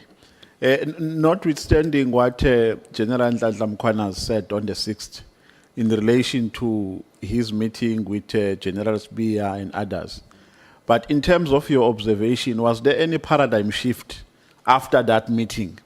Did you experience any change? When people are mediating each other, when they come out of that mediation, you can tell from a distance that there is now a paradigm shift. Did you experience any paradigm shift? Thank you, sir. Yes, we did, like the minister and the national commissioner, when we were doing the safety festive operations, the minister was paired with the national commissioner, and they were doing KwaZulu-Natal, Western Cape, and Eastern Cape. So they were working together. And I was given the acting deputy national commissioner, and then Lt Mathale was also given the national deputy commissioner. So we worked together until like the 31st letter, and until the 6th August when this thing came. But all along, I thought we were working together. And I must say to you, in terms of the deputy minister, I worked with all of them, including General Mkhwanazi. I went there in Ulundi, I think it was last year or the beginning of this year, when there was a pass-out parade. I went with Lieutenant General Libya, who was the head of the Hawks, and went there for the pass-out, and we had the best pass-out that we could ever have. And then we went also there to launch the National Safety Festive in KwaZulu-Natal, and we had a very good and from time to time when we meet with Lieutenant General Mkhwanazi, we talk like colleagues. Okay, no, thank you, TM. On paragraph 27, page 11, and paragraph 33, page 12, you are saying, in summary, I'm not going to quote you verbatim, but you are saying that you think the decision of the 31st could have been handled better. Yes, sir. Yes, and I think on page 27, you are saying that, in your view, the minister should have at least consulted stakeholders. And so the impression that I get from that is that your only concern about the decision is a lack of consultation. So in your view, the minister, that is my own observation from what you are saying, you can correct me. In your view, the minister had a right or a constitutional right to take a decision, but his decision was, was short of a widespread or comprehensive consultation. That is the area of concern in terms of your own observation. Is that correct? So it means, to elaborate, so it means, according to you, had the minister consulted, then the decision was going to be correct. I don't think you understand me correctly, or maybe it's because it's a short letter. In terms of the consultations that I'm talking about even consulting the operatives, you know, and then people who are in charge of managing the PKTT, the provincial commissioners, the national commissioner, everybody who was involved in terms of that. And surely they would prepare reports and be able to also give recommendations to say, at this stage where we are, we think we cannot be able to do this, and this might be the best way to deal with the matter, and then give an alternative on what to do. So that's my understanding. It's just that I didn't just want to write a big thesis. Okay, no, it's fine. Now, Minister Mkhwanazi sits with you for 12 months. He doesn't give you a performance plan. After him, Minister Kachalia comes in. And then you raise a concern to him that, Minister, there is no delegated function to us.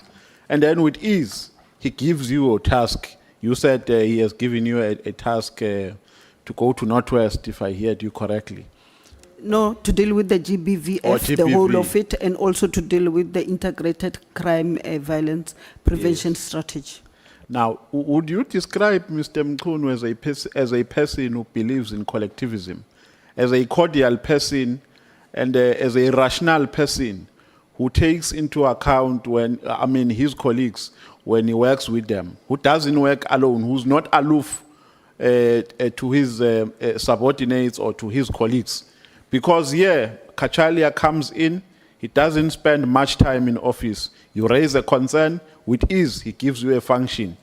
And the minister has been with you for 12 months, he doesn't delegate functions to you. So what is your observation about Minister Mkhwanazi?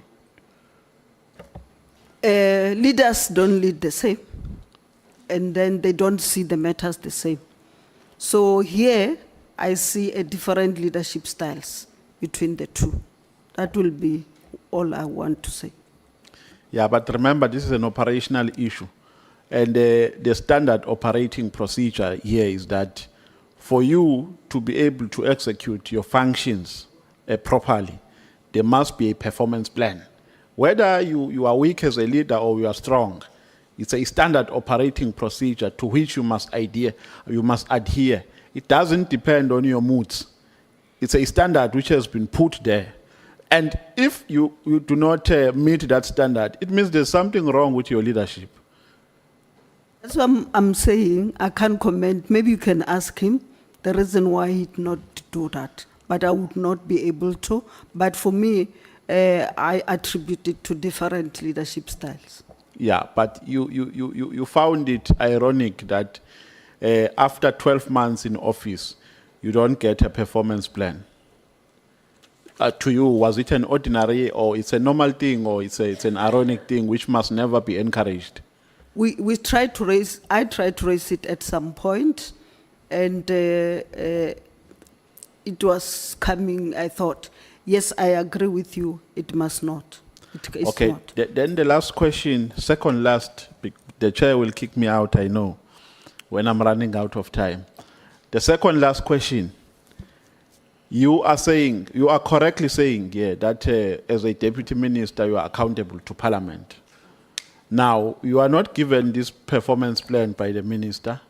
You go to Parliament, and you are not raising this in Parliament as a concern, because had you raised it in Parliament, Parliament was going to use its oversight responsibility to say, Minister, this is undesirable. Give these people their task so that your department will be efficient. Now, you don't raise that in Parliament. Why didn't you raise it as a concern, either in the Portfolio Committee or in the National Assembly?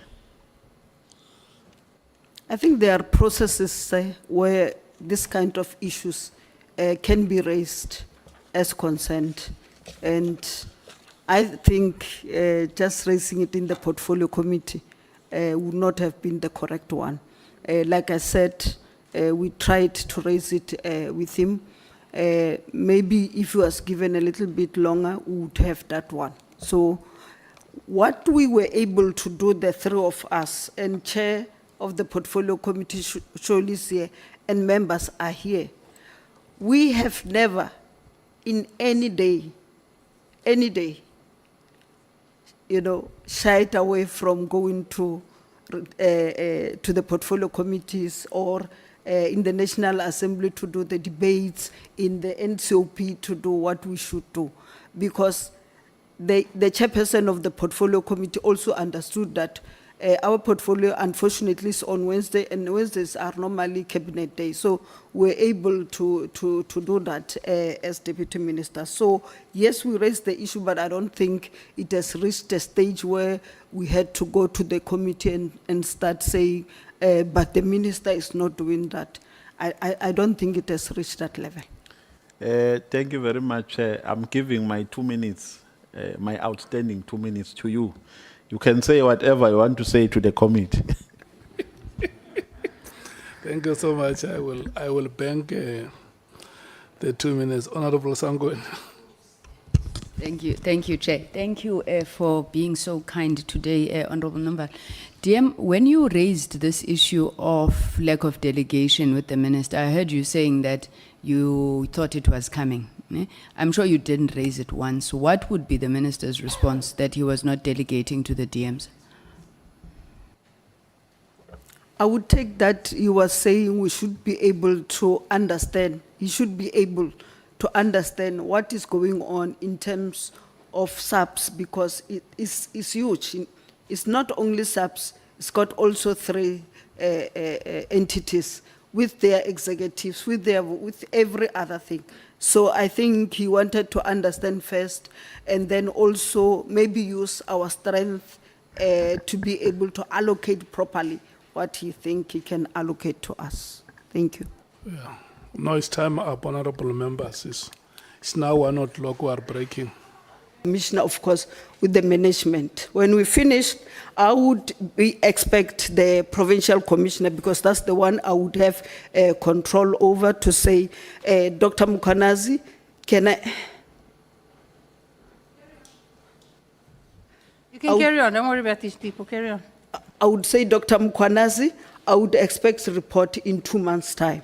And then he'll bring it through the national commissioner to say, in terms of this one which they raise, this is what we do. In terms of this one, this is what they do. And also that day, what really impressed me was that we also had the gift of the givers. I think they also operate in the area because we had all the stakeholders. So this isn't a publicity stunt for gift of the givers. Can you just said in a month. Minister, no, just a moment. I want you to answer my questions, please. So listen carefully to the question. It's a problem that most politicians seem to have. They don't listen to the question and they give any answer they feel like, forever.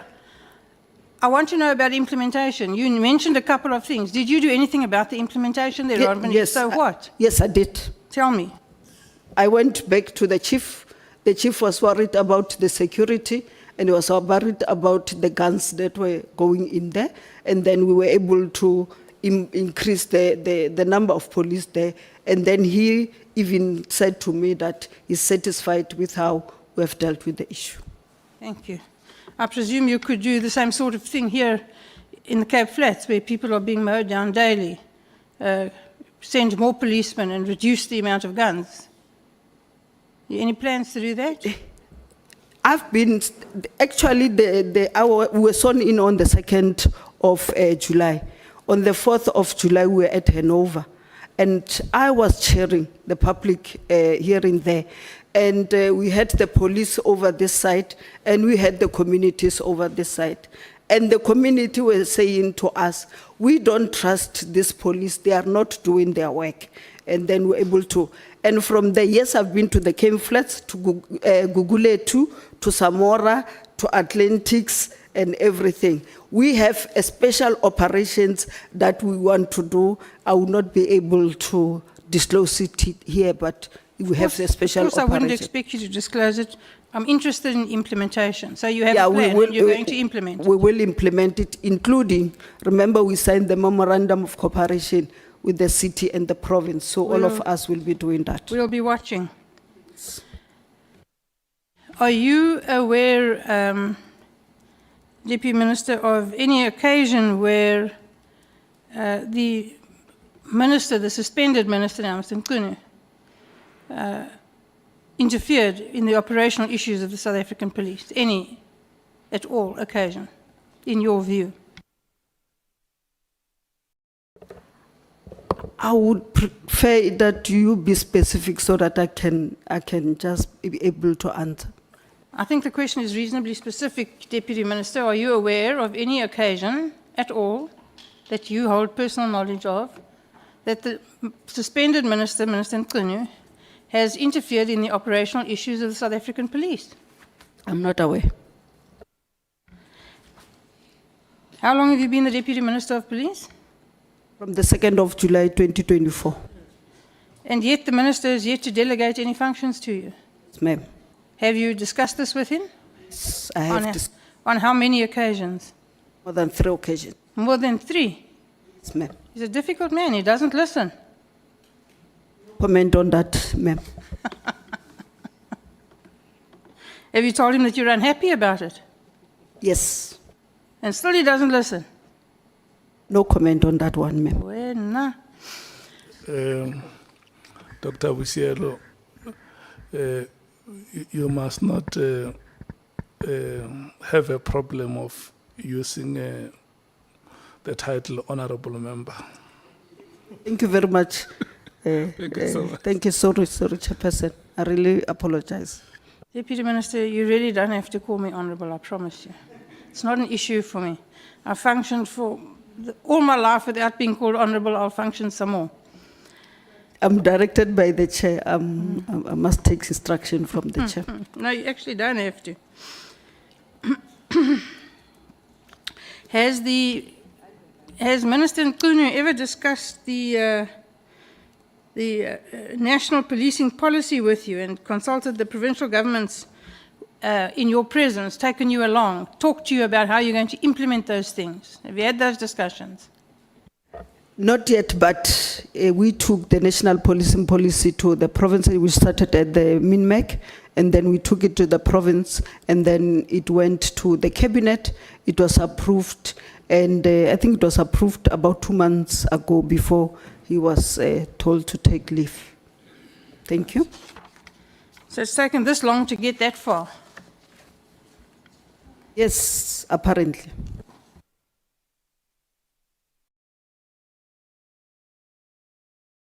Thanks, Chair. I've got no further questions. Thank you, Honorable Redenbach. Thank you so much, honorable members. That was so quick.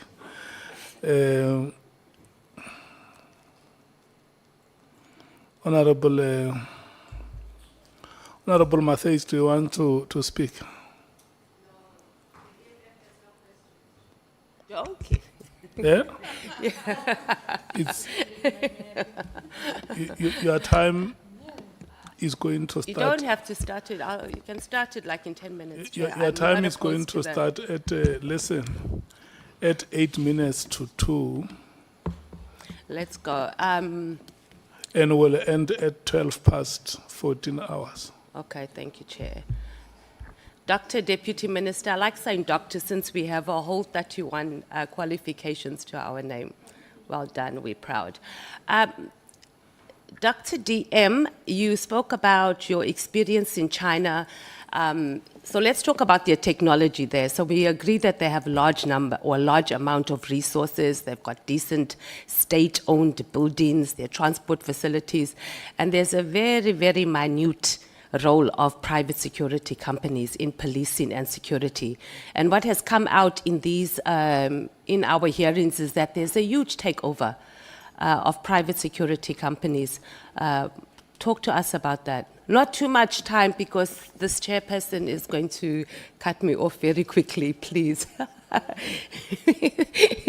Yeah, just speak to us, please, DM, just about what you have observed about security companies taking over the functionings of SAPS. Thank you, Honorable Member. I fully agree with you that yes, they depend more on technology and on other issues, not even having more police on the ground. And in terms of private security, I agree with you. We have started discussions in terms of SIRA to say what is the role of SIRA and why do we have so many companies as private companies, also in terms of the ammunition that they have, and others don't even have qualified things, but they get the certificate, like the one in Mpumalanga. So is that something that we need to consider here as a committee as looking into SIRA and also the number of licenses that are issued to security companies as well? Yes. Okay. Noted. Let's talk a little bit. I know we are exhausting this issue of the disbandment. The minister said that he had a meeting with his 2 deputy ministers. And it's very unclear about, during this meeting with the 3 of you, was the discussion very clear that we are moving to disband the PKTT? No. Thank you. So was the discussion more around the issue of that we are going to move and we're going to empower, I think is the better word, or, put more resources into the murder and robbery unit. So there was never a discussion at all when the 3 of you met. I think he said it was in November, if I'm not mistaken. And that all 3 of you were in agreement that we are moving to disband, not the how and not the when, but that the PKTT must be disbanded. As I said, no. We did not talk specifically that the KK must be disbanded. But yes, we spoke about empowering the murder and robbery unit and saying maybe the skills that are there, because it's a multifaceted team, can be used to be able to assist us in that regard, in terms of even coming with an organogram that could take care of all these matters from the national level. So why do you think the minister was beating around the bush instead of just dealing with this issue straight? Because clearly he wanted to disband it. And during his entire testimony here, he just kept going back to, we are going to well-resource the murder and robbery unit. And by doing that, automatically it meant the PKTT is going to be disbanded. Why is it a touchy subject, or why do you think it was a touchy subject just to deal straight on as this is a unit, it's been operating, and it's one of the units that needs to go? I wish I knew. I don't know. But you're also a senior member, both in a political party and in government. DM, you have to have an opinion about what was going on. Or even your suspicions. This is the opportunity for us to also know. And we understand that it's your take. But you are there you were part of, not part of the process in the sense that you made a decision, but you were there were engagements that were being done. You talk to each other, whether it's the DM or with the generals or with each other. It can't be that you just had no idea. I'm like saying, you asked me how did he, I don't know what prompted him. And I said in my response here, I said, if I have been given an opportunity before the letter was out, I would have put my input there. Unfortunately, even if I can want to give you all the whole thesis about it, there were letters out already. It doesn't mean that you didn't have an opinion about it. So we're not saying, what we're trying to establish here as a committee, as you know, Dr. DM, is why, so we can avoid these things from happening again. So we know that you can't do anything about it, it's a done deal. But also, speak to us. There was something. And then maybe also, just quickly, just also speak to, do you recall the date and time? Because you don't indicate that in your statement when the minister actually called you to say, DM, that letter is, it's not fake.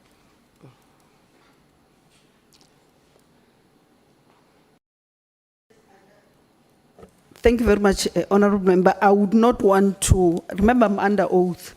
And it was like December, January, early January, as I said. And I think we're even here in Cape Town preparing for that. So just to be safe, I would not want to lie. Okay. But it was more or less, it made its rounds in social media on the 2nd of January. I think So it was safe around to 5, say- 6, 7, Okay. around there. So you spoke about the 8th January, where the South African Police Headquarters attends the ANC January 8th events.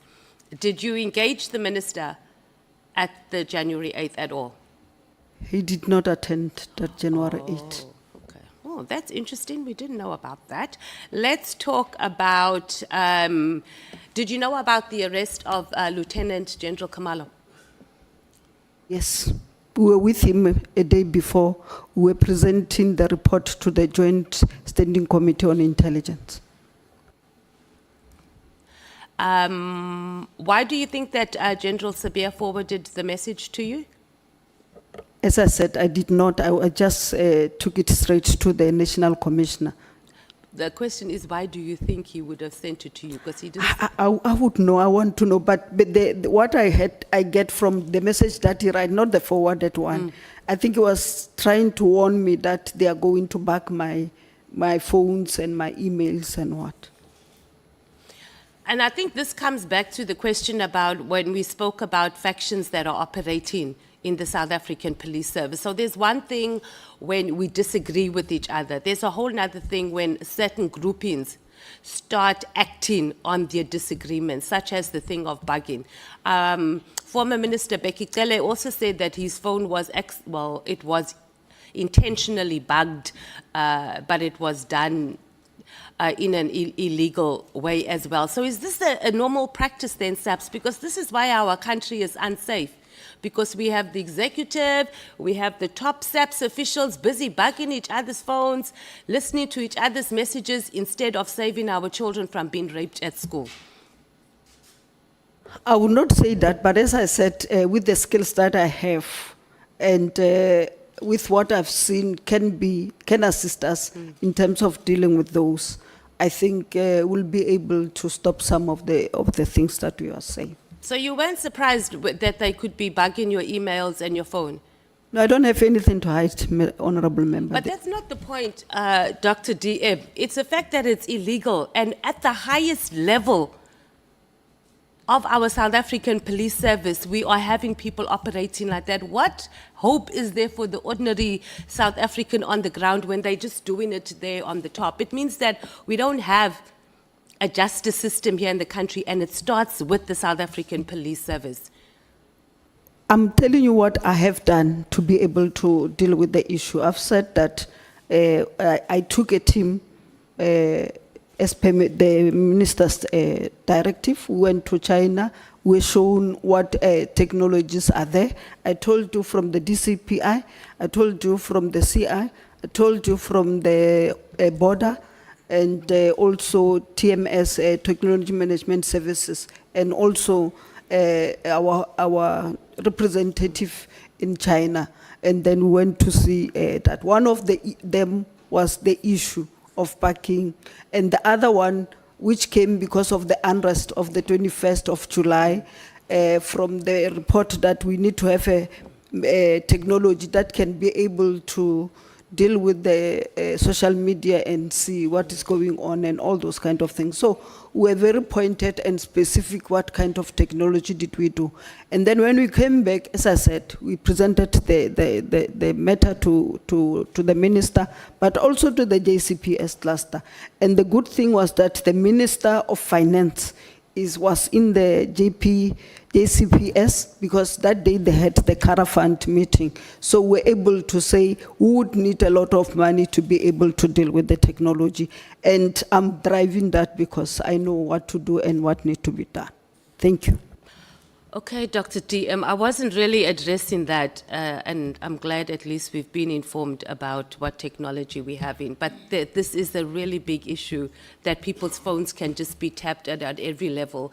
And if we have the approach of, I have nothing to hide, so what? It's not, if it starts with you and you can have that approach, there's no hope for ordinary citizens. And you've been voted by the people to protect them and to protect their interests. And I think we just need to be more conscious of that. And not just you as a deputy minister, but all of us as members of parliament, that we don't allow such illegal activities to continue in the highest offices of our South African police service. I fully agree with you. As that. So tell me, how does the ANC head of security enter in this? I would not know. That's why I didn't Did you even not ask General Sabia about, was it General Sabia that told you that he's briefed the head of ANC? the forwarded message, yes. Yeah, but you see, this is also political interference as well. So do you know whether this is common practice for a Deputy National Commissioner to be picking up the phone and calling ANC I don't know. NEC members? But I you're don't also an NEC member. Have you ever been briefed? No, I'm a deputy minister to him. I don't know him. Outside that, I'm a deputy minister, and he's the deputy national commissioner to me. No, but I'm talking about as in the ANC head of security. No. So your experience as an ANC member, and you've been served in the executive, I'm assuming both in the province and on a national level, is it common for government officials to be briefing ANC members about what's going on, especially on intelligence issues? I'm not aware. Thank you. Let's talk about this deputy ministers, and not just, obviously not police in particular, but just the whole concept of us having deputy ministers. So the issue of deputy ministers, it only found its way, I don't know if you know this, but our research office did some research on this. So deputy ministers were introduced in 1961 by the Apartheid National Party. And they did so because they were preparing or making way for ministers. As a senior leader of the ANC, what informs the ANC, because if you have those discussions, what informs the ANC positions, or position rather, to have deputy ministers? Because it's costing us, your ministry program, it's costing us 63.3 million, and a whole year later you haven't been designated a function. It's a problem, Dr. DM. Honorable Member, are you not conflicting the two, because there's an ANC as a party, there's government, and the two are not the same. They're not the same. So, so in terms of government, me and you are members of parliament, and we know that deputy ministers are mentioned in the constitution, and we know the process that we must undergo in order to be able to remove them. But nothing stops the ANC from bringing a bill or for us to amend it, because there are political parties, particularly the EFF, that has been calling for the deputy ministers to be removed. So I'm just asking, do you know what informs the ANC position of maintaining deputy ministers? Because there's a lot of things that are in the constitution that's changeable, or amendable rather, including the expropriation of land without compensation. As I said to you, honorable member, is the is the prerogative in terms of the constitution of the president and not the president of the ANC. Maybe we can discuss with the chief whip of the ANC. No, I but will. in terms of government, I'm just asking for is the your- president, the constitution is very clear, is the president who appoint the deputy ministers, not the president of the ANC. So the question was, Dr. DM, is that do you know what informs the ANC position to maintain deputy ministers? And you're saying you don't know, so that's fine. Let's talk about the New Year's Eve letter. The letter also included the issue of the ports of entry. So I just want to talk about that a little. Are you aware of the IMC on border control that's headed by, I think, the Minister of Home Affairs? You are? I'm aware, Yeah, yes. so because you said that the minister, and maybe you'll correct me if I'm wrong, the issue that he raised in his letter, it was a legitimate concern, or did I mishear you? Remember, the BMA was recently established, and there are still some members of SAPS who are working in the BMA. And we said we would not take them until they have the capacity to replace that, because we also need them to really work for us. So that's where it comes in. And the reason I was asking whether you're aware of the IMC for border control is and it's linked to you saying that him raising the issue of getting a proper strategy on dealing with the borders. It was a legitimate concern. So I wanted to ask, or we wanted to ask, don't you think if the minister was attending those meetings, that was the platform to raise it? Because it's a it's an inter-ministerial committee that works with Home Affairs, because SAPS doesn't work in isolation on the borders. It includes finance, well, SARS in particular, Home Affairs, etc. So I just wanted your take on that. If you ask me, the JCPS would have been the correct one. Okay. And then there's been a lot said about Professor Mary Diaz here. We even got a nickname for her called Auntie Mary. Do you know her? I'm sure you've heard of her. Do you have any type of not relationship, but have you engaged her on any level? I've not engaged them. I know I've engaged with ISS, Dr. Boshielo, who unfortunately, after we had the summit of the police, he died through accident, I think 2 days after the summit. Okay, so you've had no engagement with her. Did the minister ever ask you for your opinion about her? Because his testimony or his statement here was quite lengthy on the complaints that she had sent. Were you aware of any of those complaints? No, that she sent? I did not. I actually heard it when the minister said it, and also there was another one, Patricia.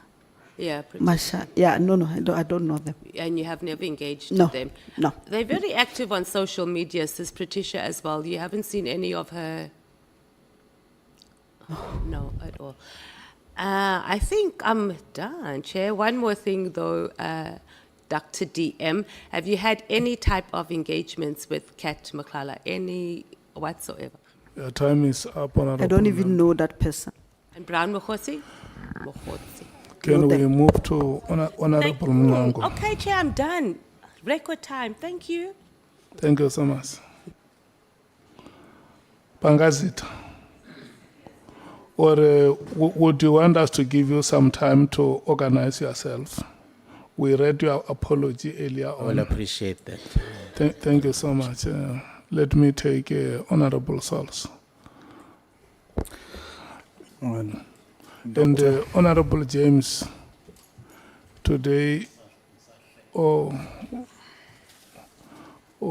the way, Mnango has arrived. Okay. Your time ends at 26 minutes to, at 24 minutes past 2. Thank you, Chair. Doctor. No, 26 minutes to 15 hours. It's 20 minutes. It's now 14 minutes past 2. Thank You you, may Chair. proceed. Doctor, good morning. Is it afternoon? Good afternoon.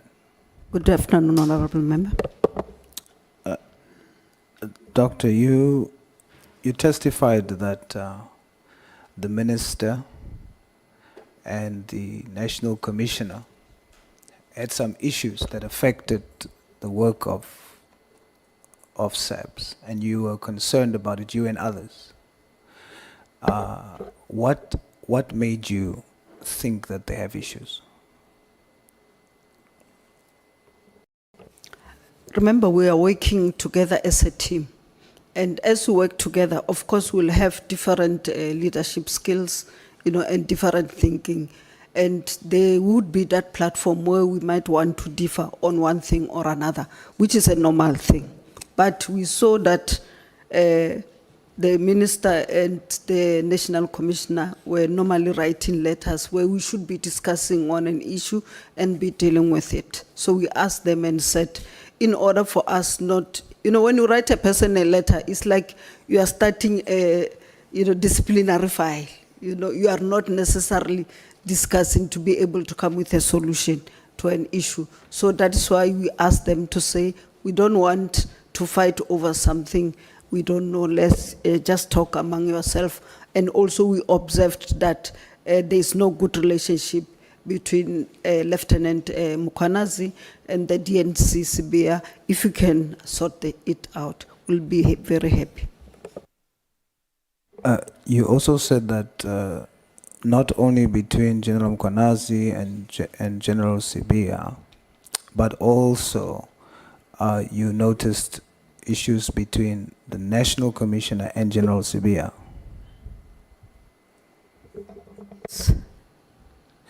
Now, before the meeting that you all suggested they should have to iron out these issues, could you, when you assess at that time these concerning matters, if you had to now tell us if there were to be sides, who will be on whose side? As I said earlier, I was I'm a leader in my own right, but also in terms of responsibility.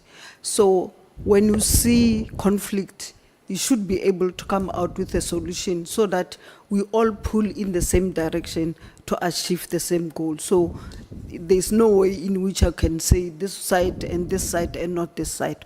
All of us, we don't have to like each other. Like we work in the National Assembly, we've got opposition leaders and everybody, and we work with each other in the portfolio committees. We work with each other, not to say you are from the same party. We hug each other, we eat with together and everything. And even when we differ on fundamental, sometimes issues, we do that. So as a leader, for me, it was not to say whose faction is what and what. If we saw like there is this relationship that is not good, then we raised it to say, can we deal with this issue directly?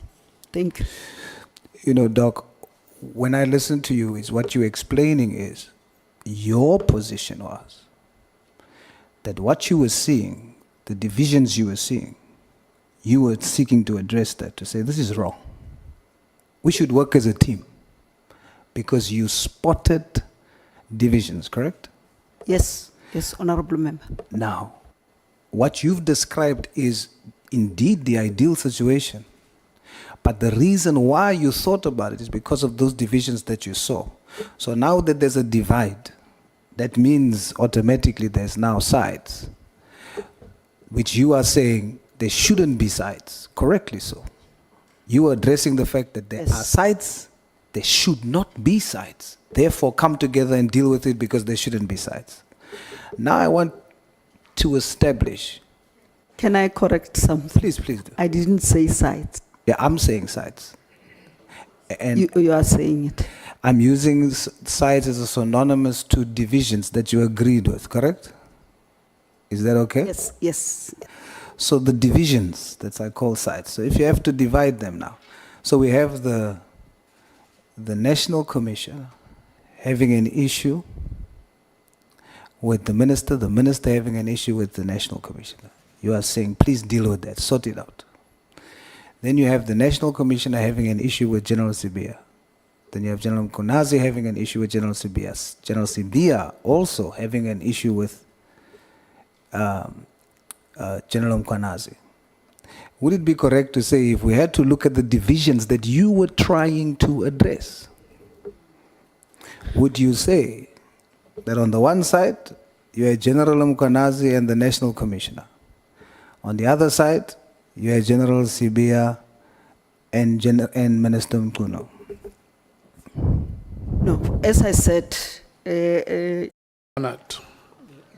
Honorable Tulani Kamede from the MKP, good afternoon. Good afternoon, Honorable Kamede. Good afternoon, Chairperson. Thank you so much. We welcome you here to our proceedings. It is an established practice here that as and when honorable members come to join us, we introduce them for the South African public to know that you support us, you know the work that we are doing. We are doing it in the name and on behalf of Parliament and for the people of the Republic. We want to thank you so much for your time to be here with us. Welcome Dr. Boshielo, SP, Honorable Deputy Minister of Police. The first speaker after the break, I said, is Honorable Sangoni. 31 minutes after 15 hours, 51 minutes after 15 hours, your time expires. Thank you. The clock starts now. Thank you very much, Chairperson. Let me greet you again, Deputy Minister. Deputy Minister, this committee has spent a lot of time on this issue of deputy ministers. I'm not sure its relevance to our terms of reference, but I want to come back to it. DM, I'm going to speak about things that are in my knowledge, that I know them for a fact, and then just ask you some questions afterwards. So in the portfolio committees that we oversee, for example, part of the presidency, I know that DM Mkhwanazi, she is delegated Operation Vulindlela, the Presidential Youth Employment Initiative and Stats SA. Deputy Minister Morolong is delegated the GCIS, Brand South African MDDA. In international relations, Deputy Minister Moraga, she is allocated Africa and the Middle East. And Deputy Minister Bottas is allocated South America and Australasia. Now, in your opinion, DM, do you think that these functions that are delegated to these deputy ministers are important? Thank you very much, Honorable Sangoni. Yes, it is very important, like I said before, when I explain what our rules are. And I want to also say to you, the characters might not be the same. I'm just saying this for the record. So it does not mean that if DM Mkhwanazi were not able to articulate some of the things, he's not doing anything. And that we're not working as a team with the minister. The three of us, actually they were calling us the triplets because most of the two were doing together. So we must not have an impression that DM Mkhwanazi, because he did not answer the question what he do every day when he wake up, and the minister were not working together, or DM Mkhwanazi is not. And then with the cartoons that are going there, and that is a ghost worker and not earning his salary. Thank you very much. As I said, honorable member, it's in terms of the constitution. And as I said also, other deputy ministers, they have, it's not this ones, they have the delegations. I think you reached a place where you sit down and discuss this issue and be comfortable with each other, and then the strength. Like I'm giving my own example that the minister saw my doctorate on technology and then just gave me the technology for me to go and address the international platform on technology, because I knew what I was all about. So they have the delegation, and it is important for them to do that. As I explained to you, SAPS is not SAPS only. Wait, I'm coming to that, DM. All right. So while you have this problem of not being delegated and maybe some other deputy ministers, it's not across the board that not everybody has delegations, okay? And I know that's correct because also in our portfolio committee, DM Gungubele is delegated artificial intelligence, cybersecurity, digital skills, commitments on the African continent, the post office, the post bank, NEMISA, the film publication board, and .ZEDNA. Now his minister, Minister Maladzi, looks after the department, the SABC, Centec, Broadband Infraco, ICASA, CETA, USASA, Telcom, and then the rest of the sector. Now, do you think that Minister Maladzi could do all of this alone, still do cabinet committees, still do international engagements if he didn't have a deputy minister? Never. Let's be honest, honorable member. You will never have. Actually, I'm scared when you spoke about all those responsibilities because we're going into the digital stage where South Africa must be able to catch up. We are behind. So if the two of them have to do it, honestly, I don't think they will be able to do justice to it. I thought maybe they must have another DM, but it's not up to me. It's the minister's one. So, yeah, that will be my response. So DM are not useless? They are very, very useful. Okay. It's just that people would want to portray DMs as being useless because they ask one DM what you do when you wake up and could not give an answer. Then they said, then you see, and the chair did not even protect us when they even call us small fishes. That's why I am upfront even saying, I'm not a small fish, I'm a tadpole. But my qualifications really talk for me and what I do. Thank Very you. educated tadpole. I apologize. Yes, educated. Deputy Minister, so on the issue of working together, and I want to come to this thing that all of you are just fluffing about, you have no coordination, no vision.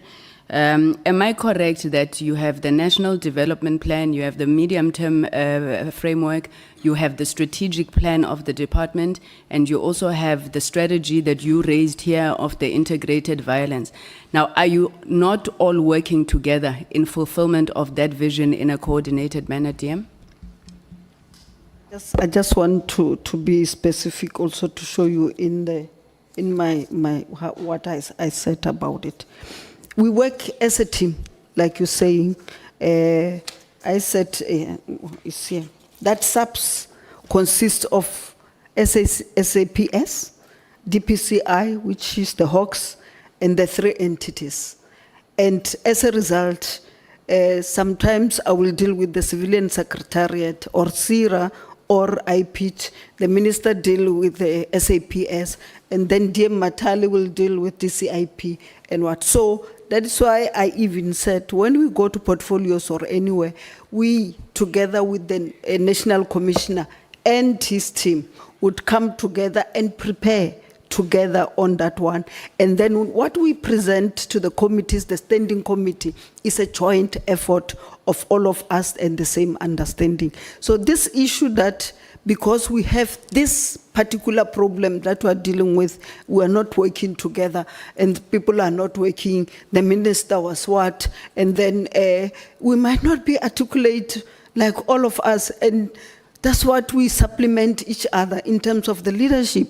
I might be able to articulate, dear Mkhwanazi might not be able to articulate, but it doesn't mean he's just a ghost and not doing anything. I don't think it's really, really fair.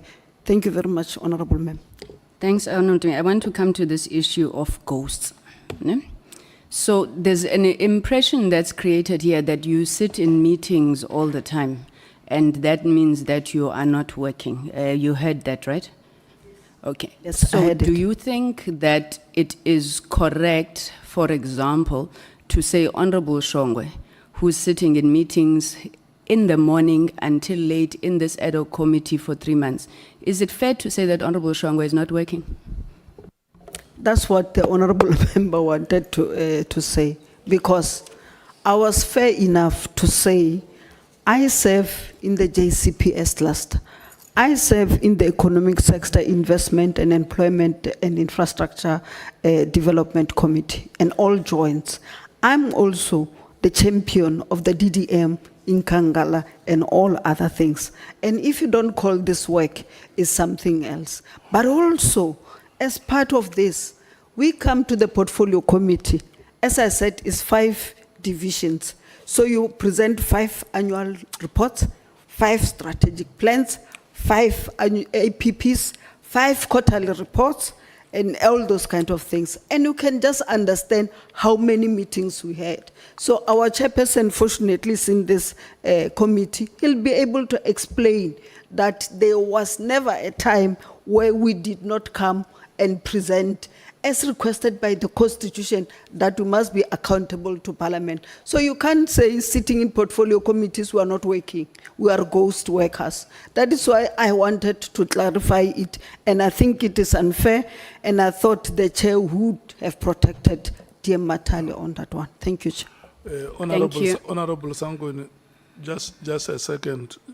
Please replace Honorable Shongo with Honorable Khanyana and say, the chair who sits here the whole day, is it fair to say he's not working? Thank you. Thank you, Chair. I'll actually replace Honorable Shongwe with members of Parliament. Thank you, Chair. Chairperson, Honorable Dear, my last question on this matter, and you heard that you were told that you can choose to say that you won't respond, they must ask the relevant person, but I'm asking your opinion. Do you think, in your opinion, Honorable Deputy Minister, that when Mr. Zuma, who's the president of the MK, appoints deputy presidents in his party, do you think he consults his members and says, no, maybe take this one, leave this one? On a point of order, Chair. Yes. Chair, you have established a norm here through a point of order which has been raised by Honorable Sangweni. You sustained it. She said it's unfair to ask from witnesses questions to which they do not have answers, because such questions must be asked from the relevant people who made such decisions. And you correctly sustained the order by saying it was unfair for Honorable Shongwe to ask the witness the question he was asking. So the same member, Chair, who made that order, who raised that order, again is falling on the same trap. So we're just appealing for consistency, nothing else. Thank you, Honorable Nomvalo. You heard me correctly, and I'm happy that you say the order was correctly sustained, and this order is equally correctly sustained. Thank you. No, I thought you had a counter, so, but thank you. If it's sustained, Chair, I will withdraw the question about whether Mr. Zuma consults his party members when appointing deputy presidents. But then, so would you think that the question that was asked to you about whether President Ramaphosa should have asked you that no, take from one of us, was that a fair question? It was unfair because in terms of the Constitution, which I think all of us should be our Bible as lawmakers, is that the president the power to appoint cabinet members and deputy ministers among the members in the National Assembly, but also goes further to say he can appoint 2 ministers, not more than 2 ministers, and not more than 2 deputy ministers from outside the National Assembly. I thought we are lawmakers, they are obvious we do. So they give him that power. So that's why I said, I can go and say, why do you not appoint me on this one? And also the other thing I want to clarify, members or deputy ministers, in terms of the Constitution that I'm talking about, deputy ministers can't act as ministers. Only a cabinet minister can act as ministers. That's in the Constitution. So if we want to make deputy ministers to act as ministers, you are lawmakers, you can change the Constitution. But in terms of the Constitution, deputy ministers can act as ministers. That is why they have to bring another minister who's Minister Mantashe, to assist in this regard. Thank you, Chairperson. I have no further questions. Thank you, Honorable Deputy Minister. Thank you very much, Honorable Member. Thank you so much. The next speaker is Honorable Skosana. 15:44. Your time ends at 5 minutes past 16 hours. Thank you, Chair, and good afternoon to the Deputy Minister. Afternoon. The good thing, Chair, is that I sit in the committee of the Police Portfolio Committee. As I said once again, that I was not parachuted. At least I know the things which are happening in that department. Now, I'm going to start by saying there's internal systems which were not followed by the minister. It's a fact. That the issue of the delegations which were not given to our 2 deputy ministers is a fact. I'm not sure whether the deputy minister agree with me with that. That the fact of the matter is that the minister failed to delegate powers to you and Deputy Minister Mathale. It's a fact, am I right?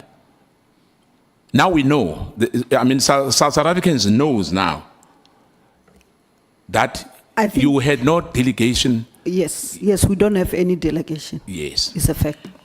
Now, the new minister has done so within 2 months, am I right? So you are right. Now, I don't think that someone has said that you were not working. The issue of course, the issue and that. The fact of the matter is that, as we agree now, that you were not given any task. Besides that, I said to the Deputy Mathale that you were moonlighting.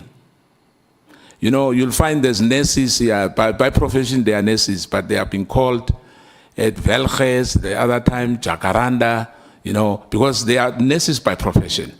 Now, I understand, we are in politics as well, that sometimes Honorable Sangoni, sometimes, now invoked other departments that this one works, you went that. It is unnecessary. There we are talking about the police here. Nothing else. We've got 2 deputy ministers, Honorable Sangweni, which are witnesses. We don't have communications. We don't have any other department before us. Those will account at the portfolio committee where they belong. Now, let's start now at deputy minister because we work well in the department. Address the chair.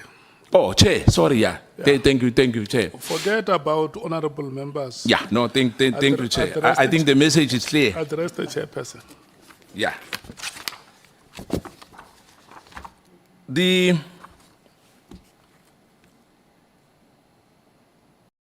There was a question here which I'm going to pose to you. Have you ever spoken to General Mkhwanazi? Before the 6th or after the 6th? Yes, I've spoken to General Commissioner and people who were dealing with supply chain management and also the CFO.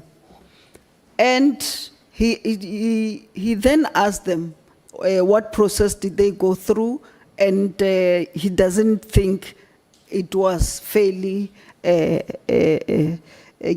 awarded. And then they must go back and check, and then we'll have another meeting. He gave them, I think, 4 or so days. They went back. When they came back, they then confirmed that they went through the process and these people qualify. Then he insisted that they don't qualify, the tender must be cancelled. And then I remember the administration then raised the question to say, but they are finishing to assess the students that are supposed to go to college in January, so it will disturb them. Can they currently finish the one that were there, and then they will then get into the issue, which he agreed. And then they went and investigated, and the National Commissioner then cancelled the tender. I think when he was in this committee, he even thanked the minister for that. Thank you. Thank you, DM. In terms of your oversight role as a deputy minister, let's say the ministry broadly, do you think that SAPS has adequate mechanisms to detect or prevent outside individuals like Mr. Matlala, even Mr. Mkhwanazi, from exerting influence over procurement, appointments, and investigations? The reason I asked this, so yesterday in the portfolio committee, we had a whole discussion about supply chain. Now, we've mentioned it before in the ad hoc committee as well, but if you look at the material irregularities that were found by the Auditor General, I think it's a 140% increase from the previous financial year. And I think there's 2.5 billion rands worth of irregular expenditure from previous years that hasn't been recovered yet. What I want to know is are the relevant mechanisms in place? Because the answer that was given by Lieutenant General Fani yesterday, I remember Honorable James started laughing when he answered. He said that unfortunately it sometimes happens that people that are on the bid committees are not competent, but he's the one that chooses them. So my answer to him was, but General, how do you say that? Because it cannot be that for a 360 million rand contract we don't have someone competent, deciding over that bid. So tell us, what do you think about the mechanisms in place? I will still repeat again, but also directly answer you that on 443.2, I said the pillar that we need to improve is the pillar of internal accountability. In terms of the internal, the tenders and the supply chain management, one, remember you are dealing with human factors, and then they will always have that temptation to do things that they are not supposed to do. That is why I'm proposing that we digitize or go online so that we are able to trace what is going on and then be able to take irregularities just in time. Secondly, they must be vetted. And maybe I stole somewhere in Polokwane, and then I'm now in the police, I'll do the same, and all other things. So I must be thoroughly vetted, especially if I'm going to work with the budget, that big budget of the SAPS. You need people who are credible and who will not be influenced by this issue. The third one, I'll still go back to the priorities of this government, the third one, where we want to build a professional, ethical, and democratic public service. So you need people who are ethical and honest in the supply chain management. But also what would help also, I think they must be rotated. You don't put a person there for a long time such that he even know how to circumvent the systems that are there. But I'm also disappointed that the Risk Management Committee did not pick up some of the things that you are saying. I was supposed to be in the meeting, but of course I have to prepare to be here. And the second one, what did the internal audit committee also not pick some of the issues back? So as I'm saying this, these are some of the things that I have noticed them, but because there's this process coming in, we should be able to reset the button with also the recommendation from yourself. So it's not a question that I wrote down, but when you answered now, you said that we need to make sure that people are vetted, and you said that it was something along the line of we need people with integrity in supply chain, honest people in supply chain. If you look at supply chain at the moment in the police, and the reason why I mention supply chain so much in the procurement process is because of the whole Cat Matlala Medicare 24 thing, and it fits in the terms of reference. How would you, from your side, explain the fact that we currently have a divisional commissioner of supply chain management that himself was implicated in a previous SIU investigation. You're aware of the Red Roses company and the PPE and so on. Are you aware of any steps by Minister Mkhunu to address that? Because, you know, it's one thing to vet the people that we do business with, but it's a problem when the people doing the business aren't vetted either. Yes, I'm aware about it. He brought it to our attention, and then a meeting was called with the National Commissioner, and the matter is, as you said, is in the report. And the minister raised a concern that why is this person here when there is this thing that have to be there.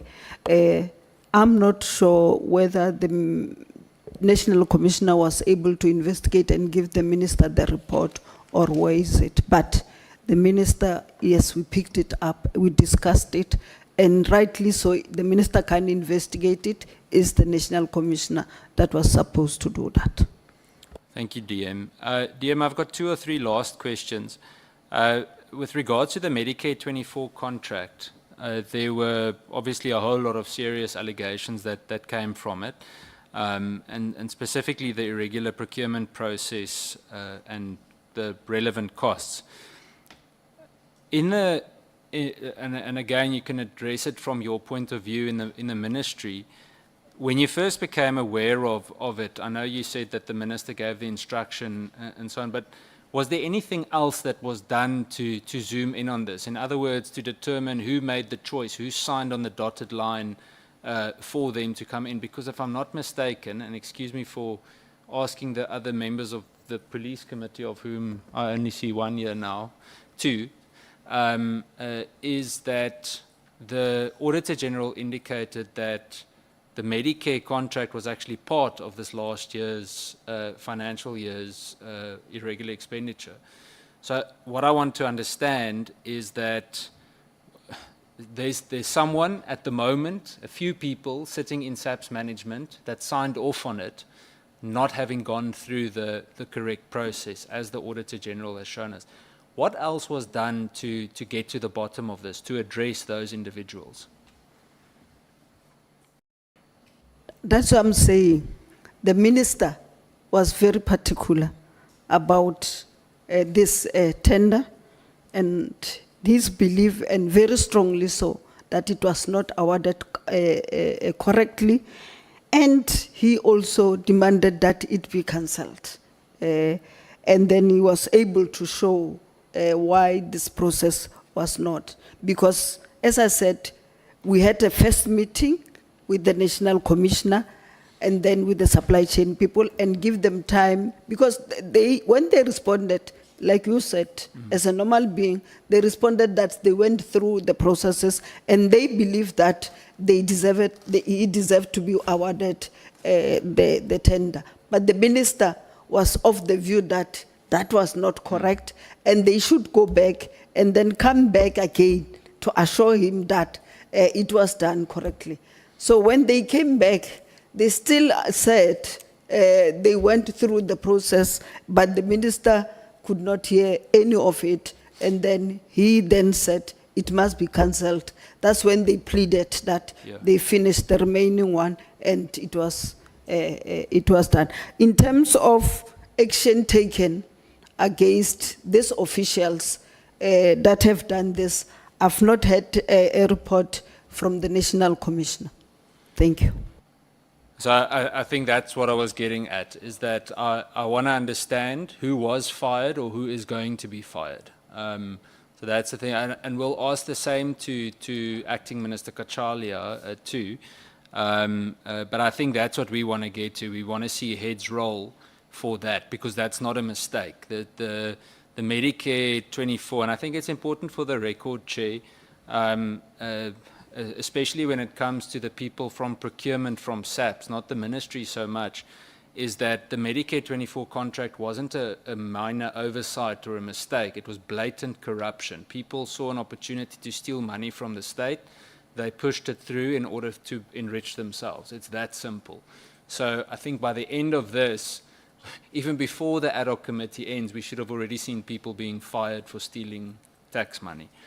Chair- The last two. Chair, Yes. Just, Dear. just to also add what you're saying, one of the brigadiers, you know that he resigned within 24 hours and joined the Medi 24. So, but we'll still follow up in terms of action that need to be That taken. wasn't a good pension decision for her because the contract ended very quickly. Dear, my last question is with regards to consequence management. In your view, if you had to start a cleaning process of SAP senior management, who would you zoom in on regarding procurement failures? So that's the first part of the question. And if you had to start the lifestyle audit process, who are the, let's say, the 5 individuals that you would kick off with? The reason, and I want to quantify or qualify why I'm saying this, is that I believe that if we want to clean up SAPS, we have to address the integrity issue. So I want to understand from your point of view and the experience you've gained over the past year, where do you think we need to start with that integrity testing process? I think I've said that one, we need to, according to me, check the qualification if they qualify to also be there. I've talked about the vetting. The lifestyle audit also might come in to understand what is going on. Appoint people that are able to do their work and have integrity or any other thing. Where I am, Chair, I must be honest to you, I'm not able to point to say where Boshielo, Honorable Cameroon, and what they should be out, and then thereafter the system will be foolproof. I'll be telling lies. I think we need to explore also what other organizations are doing to improve their SCM and all others, and then come out with what will work for SAPS. So I think that's what I would do. Thank you. Thank you, DM. Chair, just a closing comment. I think we have to try and find some kind of a way, I'm not sure how yet, to quantify the losses that we've seen. So yesterday, the comparison that we made from the Auditor General report, Honourable James was speaking about the scanners. I think Honourable Mathale at some stage, not yesterday, but previously also spoke about the scanners. There were a few members that spoke about the scanners that needed to scan cargo coming into the country. Now, with 650 million rands worth of irregular expenditure, we could buy more than 20 scanners. And it might be a very simple comparison. There are many other things that are also needed in the police. But I think we need to start understanding that this isn't just money that we just lose along the way. It literally is the difference between success and not. Thank you, Chair. Thank you, DM. Yeah, I agree with you, Chair. But also, the other issue that me and you knows is that the CI, while it's part of the SAPS, also report to the Joint Standing Committee on Intelligence, and then on other operations that, and counter intelligence and all other things that are not for the public. That is why they report there, So that's why I'm saying we must benchmark with organizations that the same as us, because it's a different thing altogether. But I'm taking your advices with the humility that it deserves. Thank you. Thank you, DM. Thanks, Chair. Thank you so much. The two of you, Honorable Cameron and Honorable Boshielo, belong to another committee. When you are here, the chairperson is me.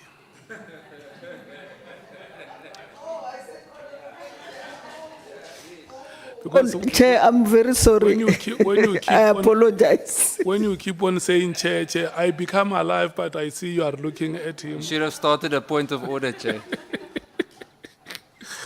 I'm so sorry, Chair. I'm so sorry, No, Chair. it's just a light matter.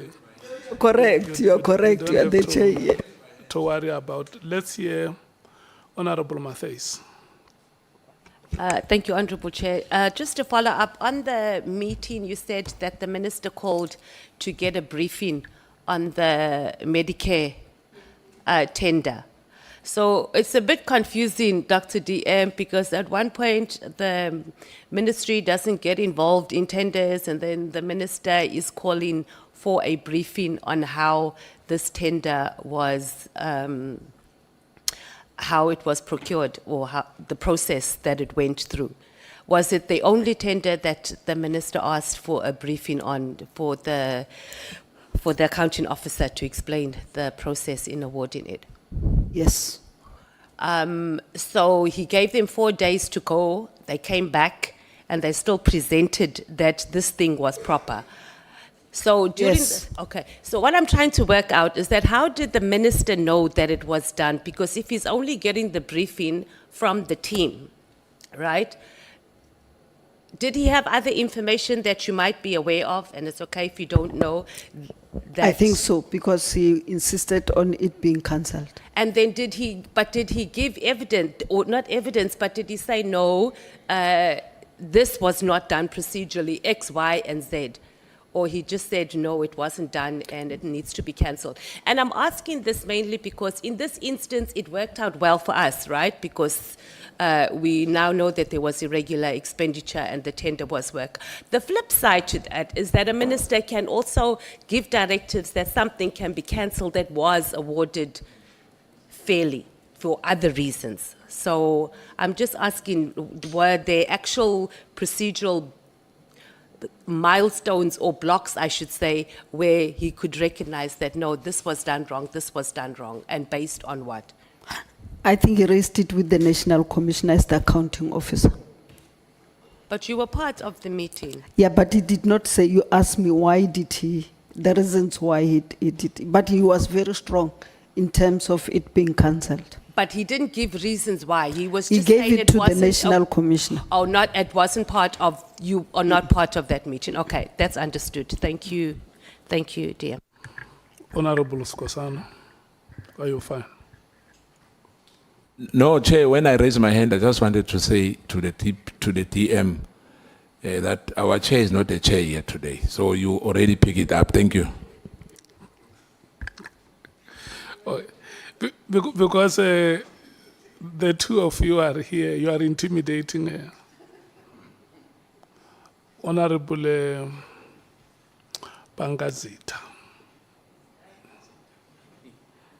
Thank you, Honorable Chairperson. Good afternoon, Honorable Deputy Minister. Afternoon, Honorable Mkhwanazi. Well, a lot of questions actually have already been asked, and you have responded to them. So I honestly am not going to spend time asking you questions that have already been asked. However, I'm interested to know how often did you have meetings with your minister as deputy ministers, something like executive meetings where you would actually get even debriefings from the minister and or the national commissioner? I think we had meeting, but not necessarily a formal meeting where, you know, it's prepared and then there's an agenda and then you can get a thing or whatever. But what was consistent was the meeting between the ministry and the top management of the department. In those impromptu meetings, if I may actually describe them like that, the issue of the minister's intention to disband PKTT never arose. It arose when we were discussing, as I said earlier, maybe because you came a little bit late, when we were discussing the organizational structure, and then it came up and we discussed about it. Thank you, Deputy Minister. You have already said that the minister had not actually assigned any roles and responsibilities to you, but were you able to inform the president the president who had actually appointed you that, look, Mr. President, you have appointed us, but we still have no roles and responsibilities, and therefore we would not be able to actually report on our performance because we have yet to be assigned any roles. As I answered earlier, we raised the issue with the minister himself. So we have not reached a point where we had to really go to the president and raise the issue. Thank you.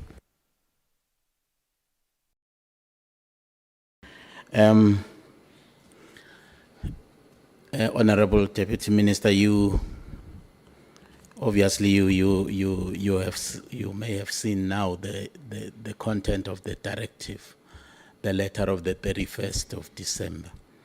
I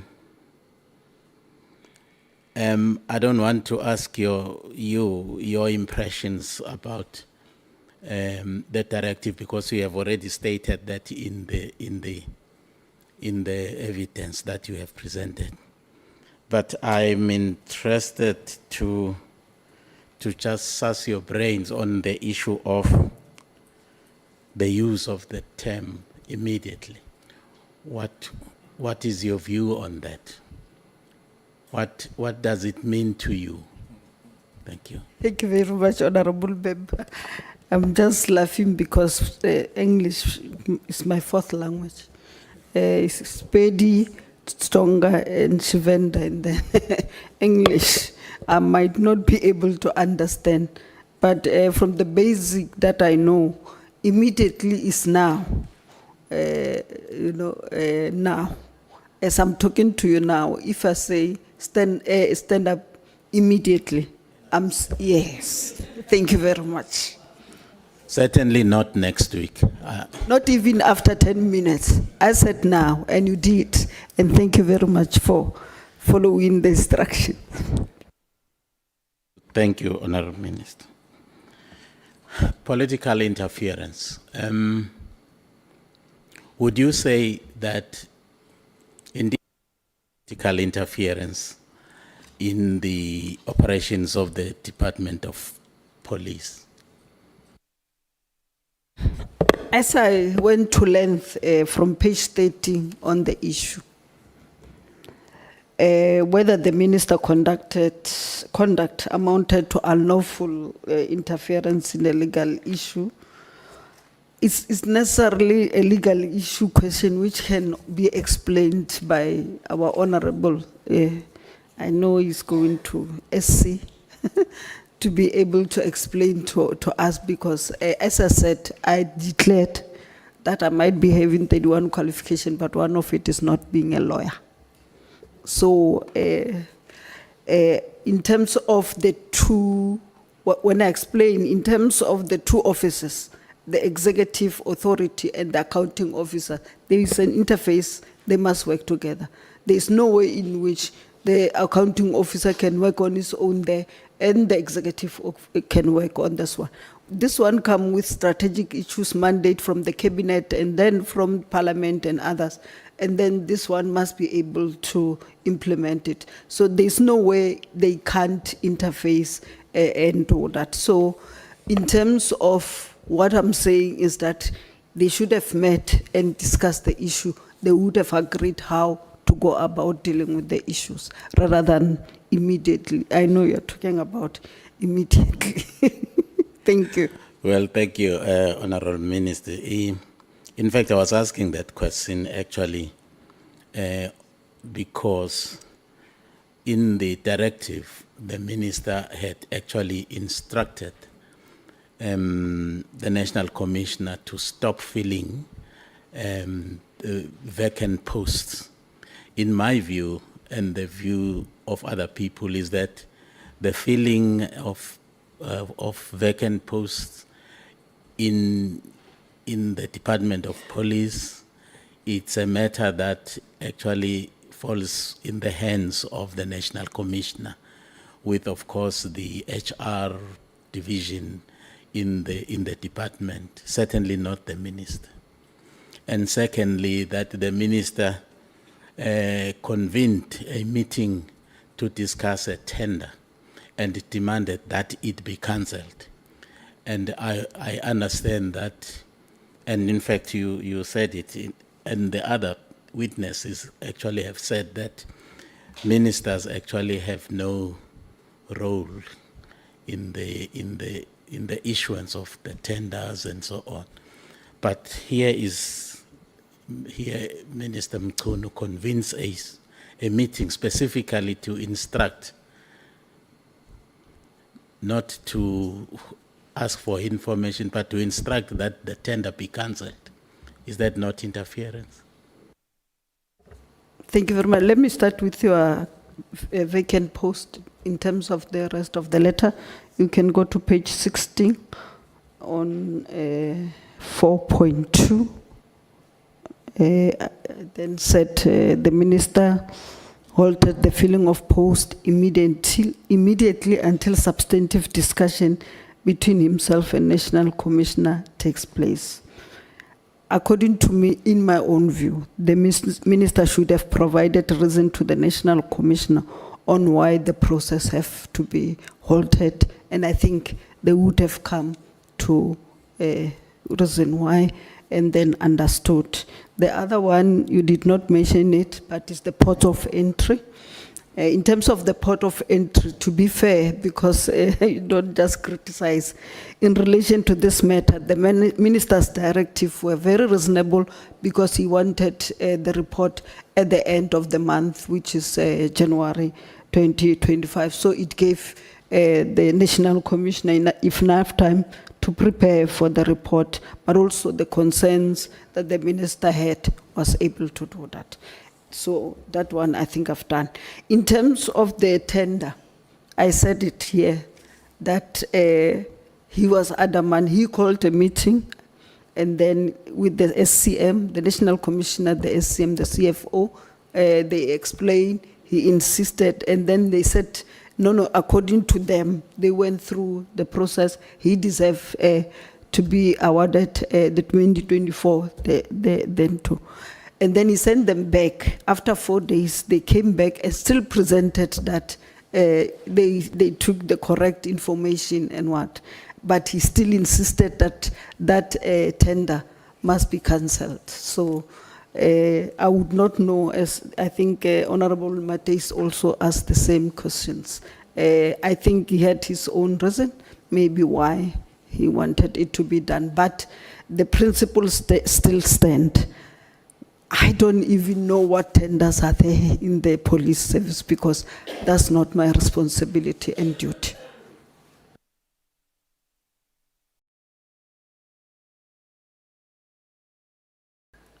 You want to allow him to ask on your behalf? Or me? No. He wants to make a follow-up. Let's allow him to come in. Honorable Nomaan. Yeah, no, thank you, Chair. The information that was brought before this committee is that there was an instruction by the minister to the National Commissioner in relation to the tender to appoint the internal audit. And then the tender was cancelled as a result of findings and recommendations that were made by the internal audit. Are you aware of that? I think I answered that. He had that conversation with the National Commissioner, and I think they dealt with the matter. And then the National Commissioner told this committee that he cancelled the tender and thanked the minister very much for bringing to it attention. Yeah, no, because what I wanted to establish is, was a cancellation as a result of the influence by the audit report, or it was a unilateral decision taken by the minister after considering all the concerns that were surrounding the contract? That's something when they agreed with the National Commissioner, maybe they agreed on that process, because if the tender was actually cancelled after 4 or 5 months, not immediately. No, cancelled immediately. It was after 5 months. So they agreed on that process that we're talking about. Honorable TM, there is a worrying coincidence here. Things are happening in December. The meeting that cancels the tender is in December. The letter that disbands PKTT is in December. The meeting between Mr. Mathale and the former minister, Cele, is on the 6th of December. At that meeting, Mr. Mathale informs the former minister, Mr. Cele, that he has actually been awarded a tender of 350 or 360 million rand, and that there are strings attached to that tender, namely that he is expected to finance the campaign activities of a particular candidate to the presidency of a particular party. And that he was expressly told not to ever talk to Mr. Cele and Mr. Zuma too. Then it would appear that the information actually leaked, that indeed Mr. Mathale and Mr. Cele had met. And that must have actually infuriated certain quarters.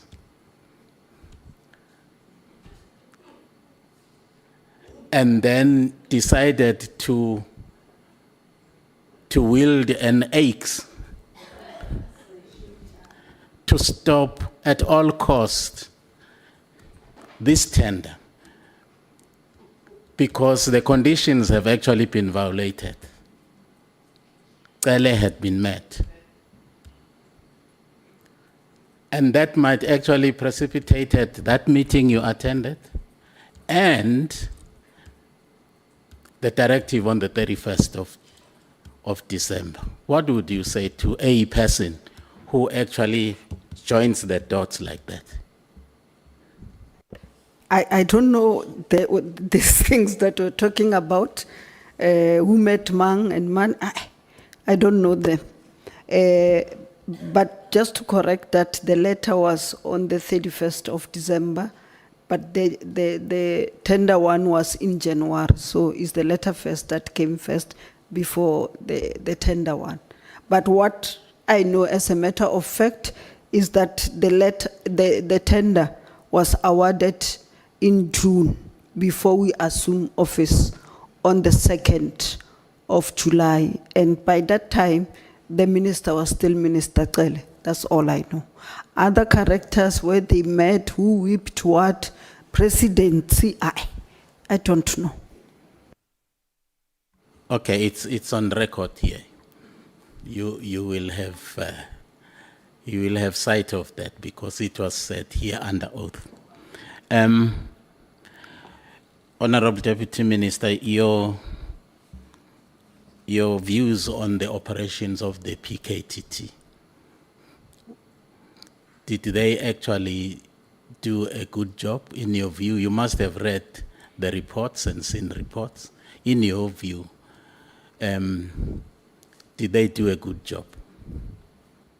I'm just talking about the report that I found or was presented on the 5th of March, where they gave a background, why it was formed, when the president went there, and the late Kunu was killed and everything. And then the cases that they dealt with, the successes that was there, and the budget and all other things. Just looking at that document only, not being informed by anything or any influence, I think there was some sort of success in terms of doing their work. But would you then, on the basis of that report, say that the reasons for its disbandment, which were advanced in the directive, were plausible? I think I've said in my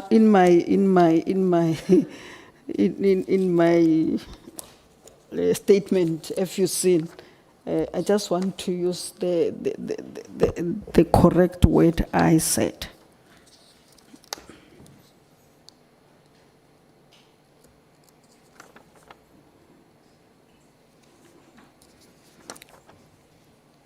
That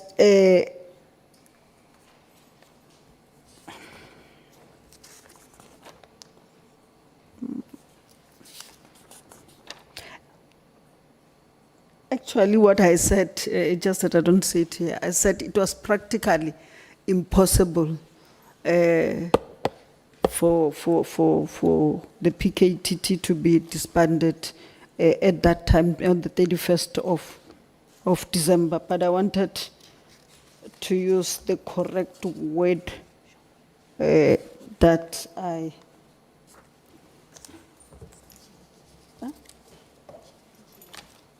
11.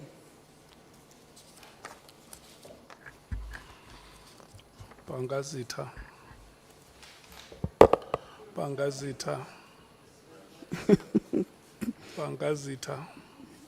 Honorable Chairperson, What is I'm aware that I'm left with 2 minutes. Okay. Yeah, but in short, I'm trying to say, because I don't want to contradict myself, I just wanted to give you the correct one, because it seems when I was on it, you were not yet here.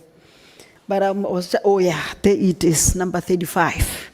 I said, in essence, my view is that a consultative process would have provided comprehensive ground on which the minister could confirm his disbandment decision. The instruction to immediately disband the BKTT posed serious risk of impossibility of implementation. That is the word I was looking for. And then the report on which a disbandment decision could be taken would have possibly contained the status of the investigations and operations, the impact of the disbandment on these operations, and the general assessment of whether the PKTT is still serving the purpose. Thank you. Well, my last question actually has to do with your conclusion, Honorable Deputy Minister. I'm not sure whether it is going to be a question, but I'm very impressed with your paragraph 47 in your conclusion, where you are actually saying that it is essential to reinforce and rebuild trust in the South African Police Service. And then you get to the nub of the issue. You say it begins with integrity, accountability, principled leadership. I'm interested in the principled leadership. Can you unpack that for me? Thank you very much. As I was talking about the principled leadership throughout the day, it's like 1, working together as a team. 2, where there's a problem, you are able to deal with it immediately and provide solution. Where you see things are not working out, like I said, we could see there was some gap between the national commissioner and the minister. We're able to call them and tell them, fix this, because it's going to affect us. So those are principled one, not necessarily on whose side you are taking and whose side you are not taking. Thank Just you, that we Honorable. don't have time, I would have taken... Thank you so much, honorable members. Thank you, Honorable Deputy Minister. stop Thank you, speaking, Chair. Stop speaking, all of you. Your time has ended. Follow-up questions, Honorable Skosana, Honorable Mathale. Thank you, Chair. DM, when I was asking, I think maybe I've omitted that. I just wanted to find out whether the Department of Planning and Monitoring have indeed you consulted, or perhaps raised issues, especially when what you told us that the there was no delegation of powers. They were aware of that because I believe that department is responsible as well to make sure that everything works well. You know, all the departments in particular, were they aware of what was happening between you? Yeah, thank you. Is it directly related to the questions that Bangazita was raising? Okay. Honestly, I would not be able to answer that one on behalf of other department. I'm not saying on the other department. I'm just saying that because the Department of Planning and Monitoring, what the president has said is that all the departments, there will be evaluations of everybody. Forget the lifestyle audit. What I'm saying, they were aware of that you have a problem, not that we're not working. I think let's put that aside. The issue that they were in consultation, perhaps you've been ever consulted or felt perhaps you have done better by going to them to say, we are stuck here. No, not necessarily the president. I'm talking about that department because that's their responsibility. I did not know about that responsibility No, and that instruction. No, thank you. Honorable Mathale. Thank you, Chair. Mine's not really a question, but just for our evidence leaders to please follow up with the National Commissioner. I don't recall us getting a copy of the report of the investigation that led to the cancelling of the tender.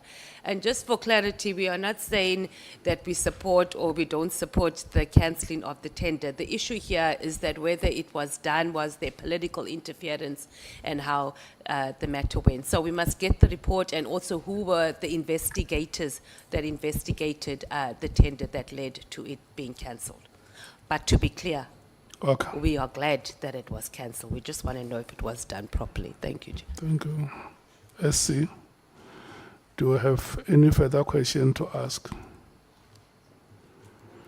I'm checking, all the speakers my speakers list is exhausted. I'm checking if you have any question to ask the Honorable Deputy Minister. Thank you, Honorable Chair.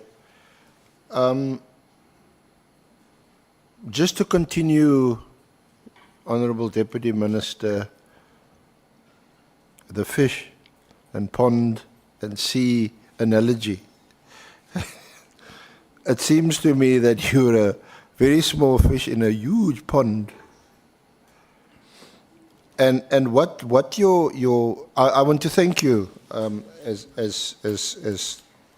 the team of evidence leaders for your cooperation and for your evidence here today and your insights. I think the tendency is to say, no, you hear Katmatlala, you hear about Brown Mokhotsi in this thing. But this is much, even though there are millions and millions, hundreds of millions of rands involved, it's much bigger than that. It's what we've heard from the Portfolio Committee over a period of so many billions of rands that's been lost, stolen, leaked, and misappropriated. So, firstly, we're talking about a huge department, maybe the biggest in government.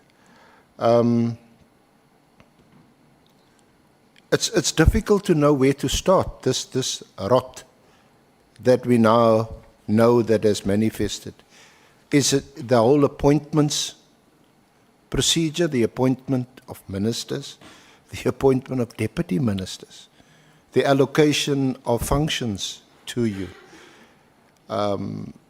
It's, for example, you may have been appointed, no one would have had a problem with the allocation of powers and functions, but you may have been appointed allocations, tasks and powers that is completely innocuous and that would have had no effect on what had happened.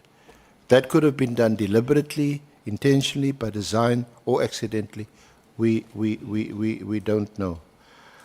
Or is it the appointment of the most senior management, the National Commissioner, Deputy Commissioners, divisional heads, some by the President, others by the Minister.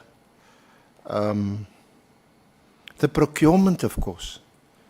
Can you be held accountable for the appointment of an evaluation bid committee, the adjudication committee, and then the authority who finally signs off on a big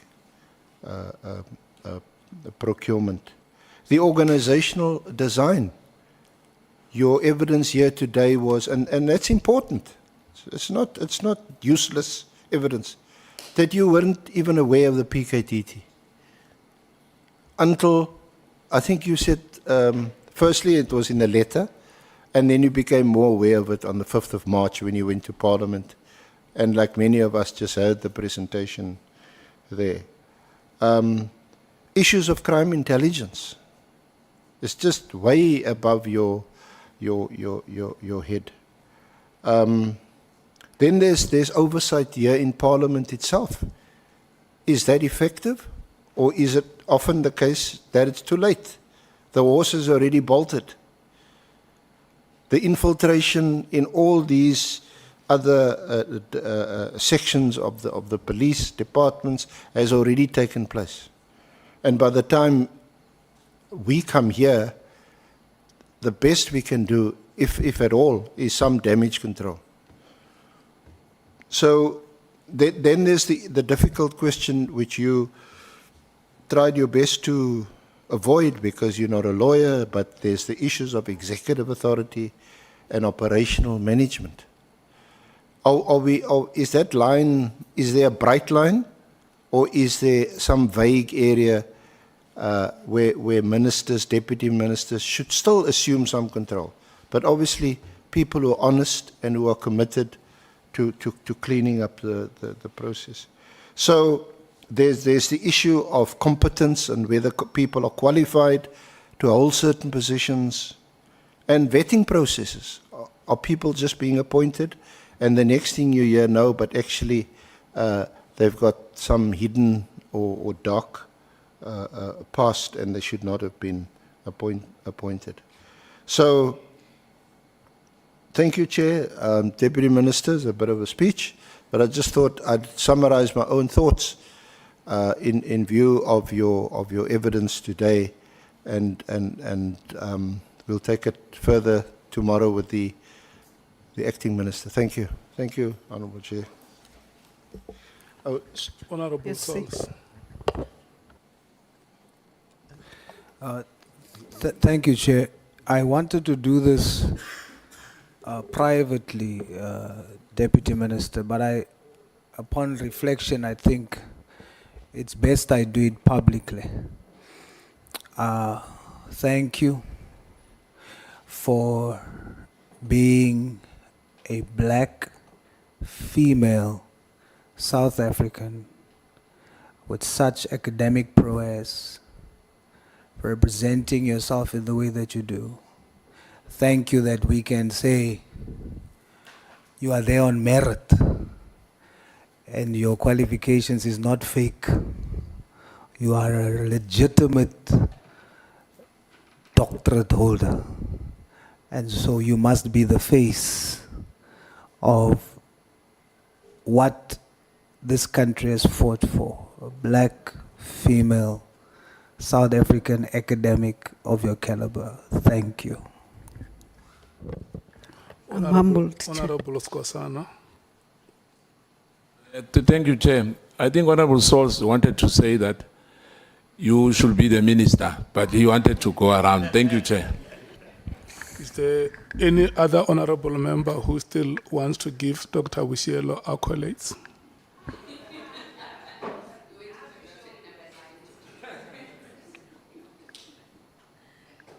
Yes.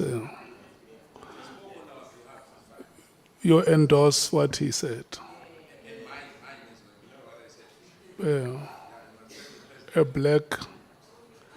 No, Chairperson, for the record, the MK does not speak for the Patriotic Alliance.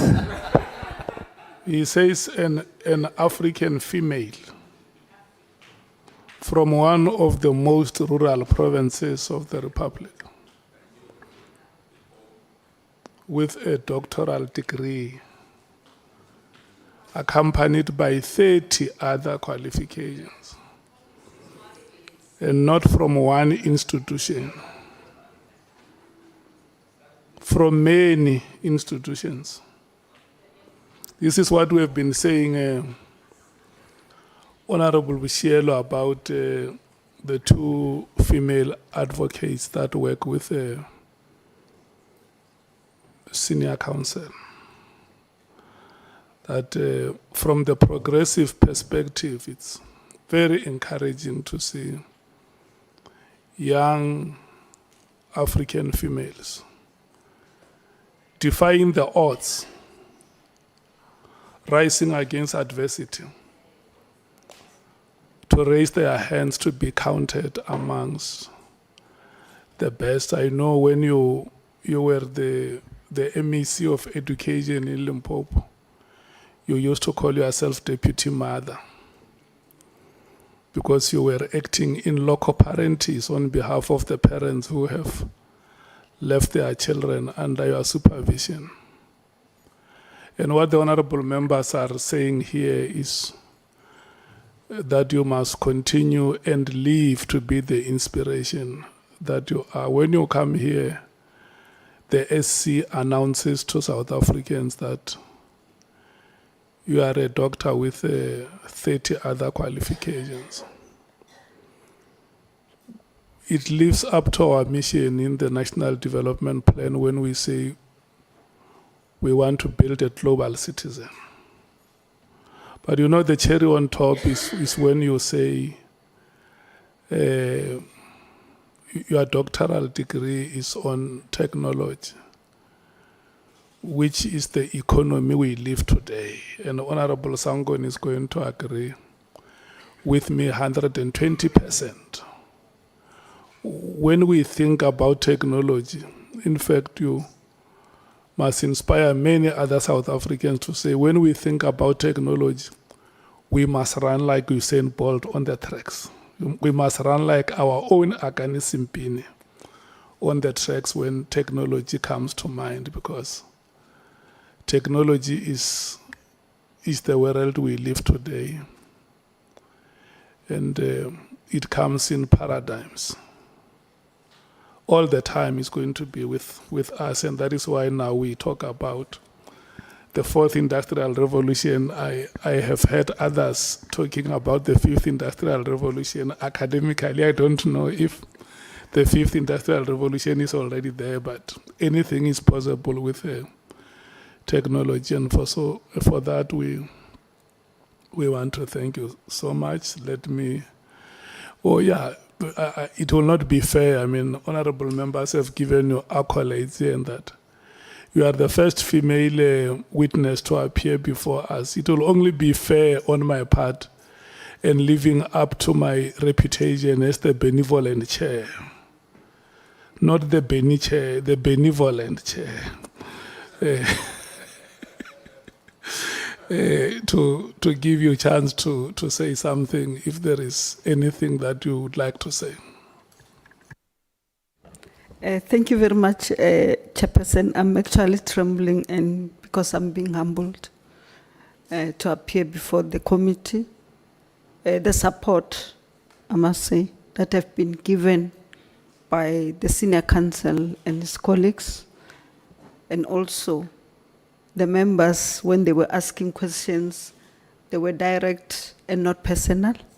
But also, I learned a lot from what they were saying. The calmness that was asked, you could see it was in good spirit.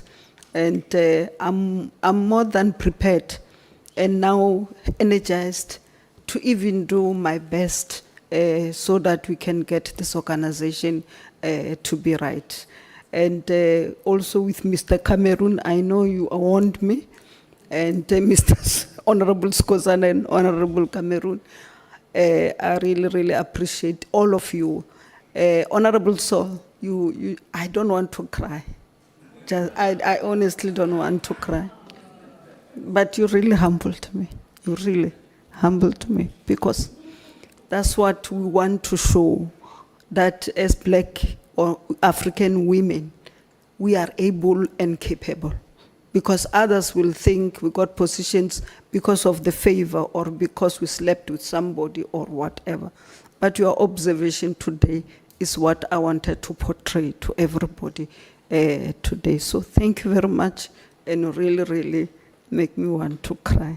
And Chairperson, thanks very much for your fairness and you know how you conducted this.